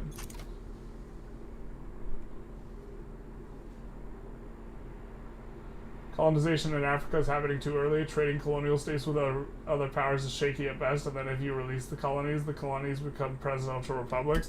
Yeah, and then the presidential republics can't colonize at all, so it like slows to a crawl. That's what happens every game. UK forms this colonies company, and then they release it, and then that company can't colonize at all, and then there's no progress. Vic 2 had a hard infamy limit that would trigger more and more countries to join plays against you, depending on your level of infamy. It was a pretty pragmatic system. I'm surprised it wasn't carried. A lot of things weren't carried. Are they going to land before? No, we're just going in. Great Qing colonizes like a tumor. Exactly the thing that I think doesn't... This is, the more I think about it, the more I think like there should be a cultural overlay type thing for the game. And like... you should have like various cultural spirits like entrepreneurship, pioneering, and like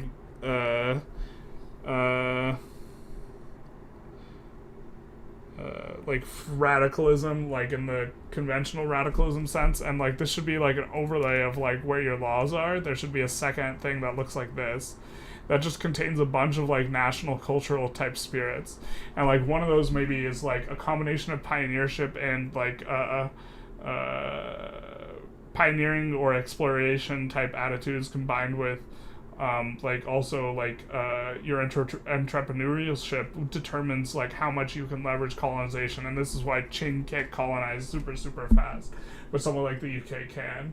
Like the tying it just to incorporated pops is like the most simplified abstraction you can make for this type of thing, and like I think that like having rights of assembly should affect like how and what cultures spread and like this type of underlying mechanic, and then like what is it? Like, multiculturalism shouldn't be a law thing, or there should be multiculturalism in law and then multiculturalism in, like, actual, like, attitude of the country. And then the actual attitude of the country, like, affects the migration more so than, like, the law or whatever. Just the law will tend to move your, the law should actually give you a ton of malices, but tend to move your culture in that direction, I think. But, yeah. The infamy system feels like it was lifted from CK2. Yeah, I mean, EU4's infamy system wouldn't make sense, where, like, you only get infamy against certain people, but...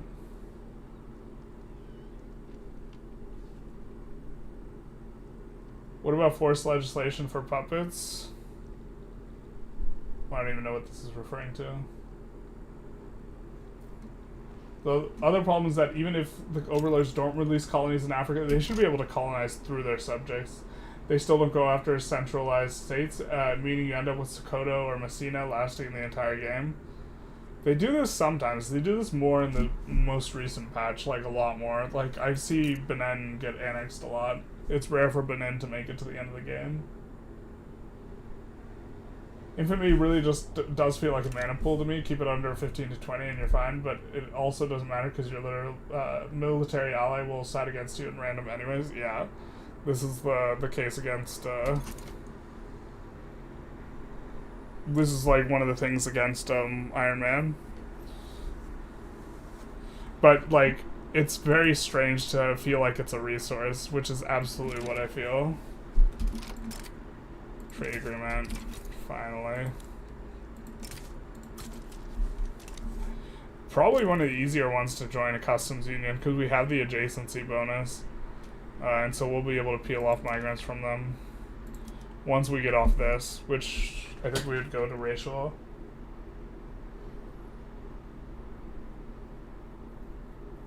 You've been playing a lot of EU4 and they do a lot right, you feel like? I would agree, but it's been a while since I played EU4. That sounds pretty dope. Cultural modifiers to make historical outcomes more realistic, although it would be a massive F once you realize you can no longer sack all of Africa as Qing. Well, like, I think Qing was very inwardly facing. Like, Qing's reason for not being successful is, like, very hard to, like... The game, like, only, like, processes stuff in a materialistic way, and it's difficult to capture in a materialistic way why Qing, like, was not successful. Or, well, maybe, I don't know enough about Qing in the Victorian era, but, like, they were very inwardly facing, and they, like, also, like, having something this vast has a lot of administrative weight that does not get properly captured by the in-game mechanics. Maybe you're asking too much of infrastate capacity. A company is able to push reforms on their subjects of... Yeah. I think, yeah,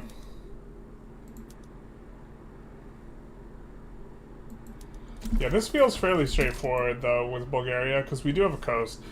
We have a lot of coast, actually. We have 4 things on a coast. Almost everything's on a coast.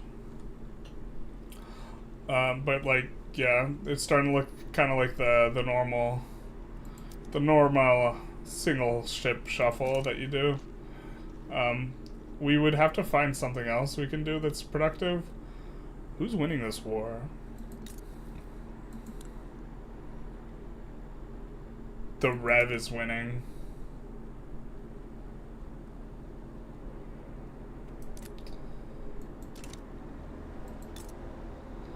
Maybe we could just lift something from them before the Rev can enforce, like Serbia. I think we might just call it, though. Well, one of the things I hate how your war goals can get bricked by, like, revolutionary type stuff. Like, if we were involved in a play to take this state and then the Rev happens, our war goal just gets bricked, which is, like, the silliest thing ever. Like, if someone had a Rev, you would be like, oh, sorry, I didn't realize. I didn't realize you were having a revolution. My bad. We'll back out. I've heard that most Paradox games have to massively nerf China every game because there's no material reason why they shouldn't be the strongest nation. It seems to be a trend that Paradox struggles with model cultural factors without hard modifiers. Well, another thing is that introducing a bunch of cultural factors is offensive, I think. Saying that one country is more entrepreneurial than the other, or has a more entrepreneurial people than the other, because I think that this is another problem. Qing had closed borders thing after the explorer Zheng He became a bit of a pirate. Yeah, that's what I was thinking of, and then they made it illegal to like explore. With the changes to migration, is the Jan Mayan playthrough even possible anymore? Probably not. Not in the same way it was, like on 1.0. 1.0 migration was so overtuned. It was just really, really, like, strong. F for the sick man. Yeah, the deathbed. He's about to lose to the aristocratic revolt here. Infamy being a resource wouldn't even feel so bad if there were contemporary resources that grows while staying at peace and being good. Yeah. There's, like, no reason to not be always expanding. Like, at least EU4, you would get, like, an at-war penalty, and you would get war exhaustion if you were constantly at war and, like, this type of stuff. I mean, EU4, you probably should be at war pretty often. I hate how revolutionary provinces scuttle a ton of buildings and reset production methods. Yeah, that's annoying. How to break out as Prussia while praying France. My armies nearly conquered all of Prussia, and then poof, they were back at the borders and to start over. Rage quit that game. Yep, exactly. This is one of the most frustrating things in war, and they didn't fix it. I think that the diplomatic play is the problem, and that you put in all your war goals at the beginning, and that, like, revolutions shouldn't just, like, spawn new tags. I feel like the way EU4 handles revs is much better. To be fair, you can't handle that in the same way with this, but, like, with this game, obviously, because you can't just create a local army that's going to siege down provinces, and so, like, they have to come up with something else, but this is just, like, completely ruining your war. Like, I think that the fact that you have to put in your war goals at the start of the war is just, like, insane. And that's, like, that's not, in terms of a simulation, that's, like, just awful. It's not the case that you have demands at the start, and then you have yourself a war, and then you absolutely crush them, and then, like, you don't get to just take whatever you want. Like, the like, in terms of a simulation, that's, like, the most insane, like, asinine, like, thing. Like, it does. It's them just trying to make the diplomatic play system. The diplomatic play system, like, it sounds so good on paper, but, like, the execution just, like, makes you feel so bad. Yeah. It should be possible, but not reset the progress. Sinews of War. That sounds like a mod that would slow things down. I remember there's a super heavy EU4 econ mod. Poverty. Yeah, the truth hurts. Where what it would do, like, and I remember I used to play it on a toaster of a computer, and so what would happen is, like, at the year end mark, there were so many calculations to be done, I'd literally have to wait like 10 minutes, and so I would just read a book every time a year passed in game, and it took so long to play.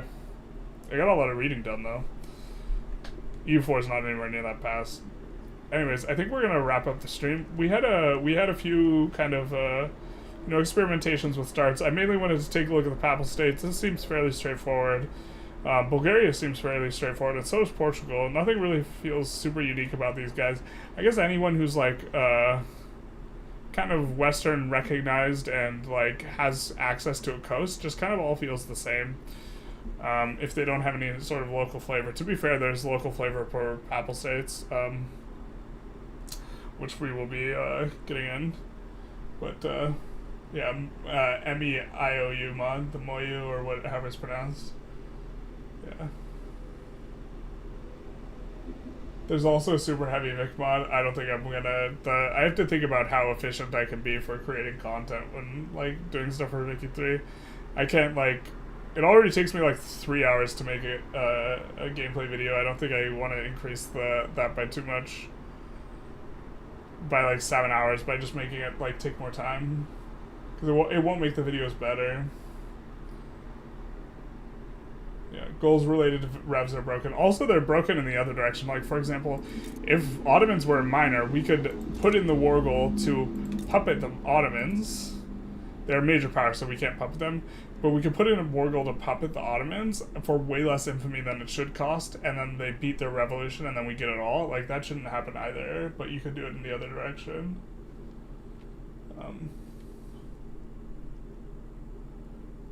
Paul says, I've had a few ideas on how to change the war system, but I have no idea how implementing them would affect the game AI. Yeah, the AI is really not very good. Like, that's one of the things with EU4 as well.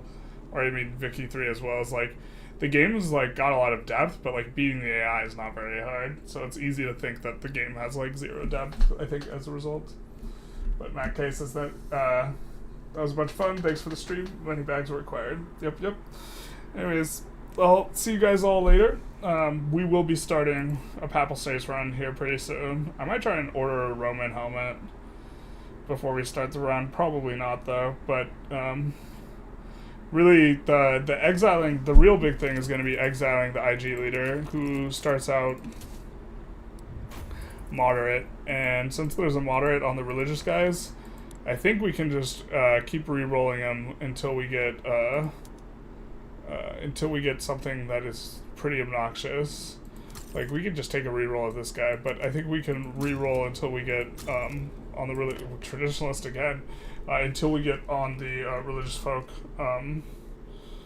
the positivist, which allows us to just use the Curia to destroy the Curia. Yeah. Download the formable nations and then form Rome. Bro, you just need to, if you enact parliamentary republic as Papal States, you become Rome. Don't even need to do it. Anyways, bye-bye now.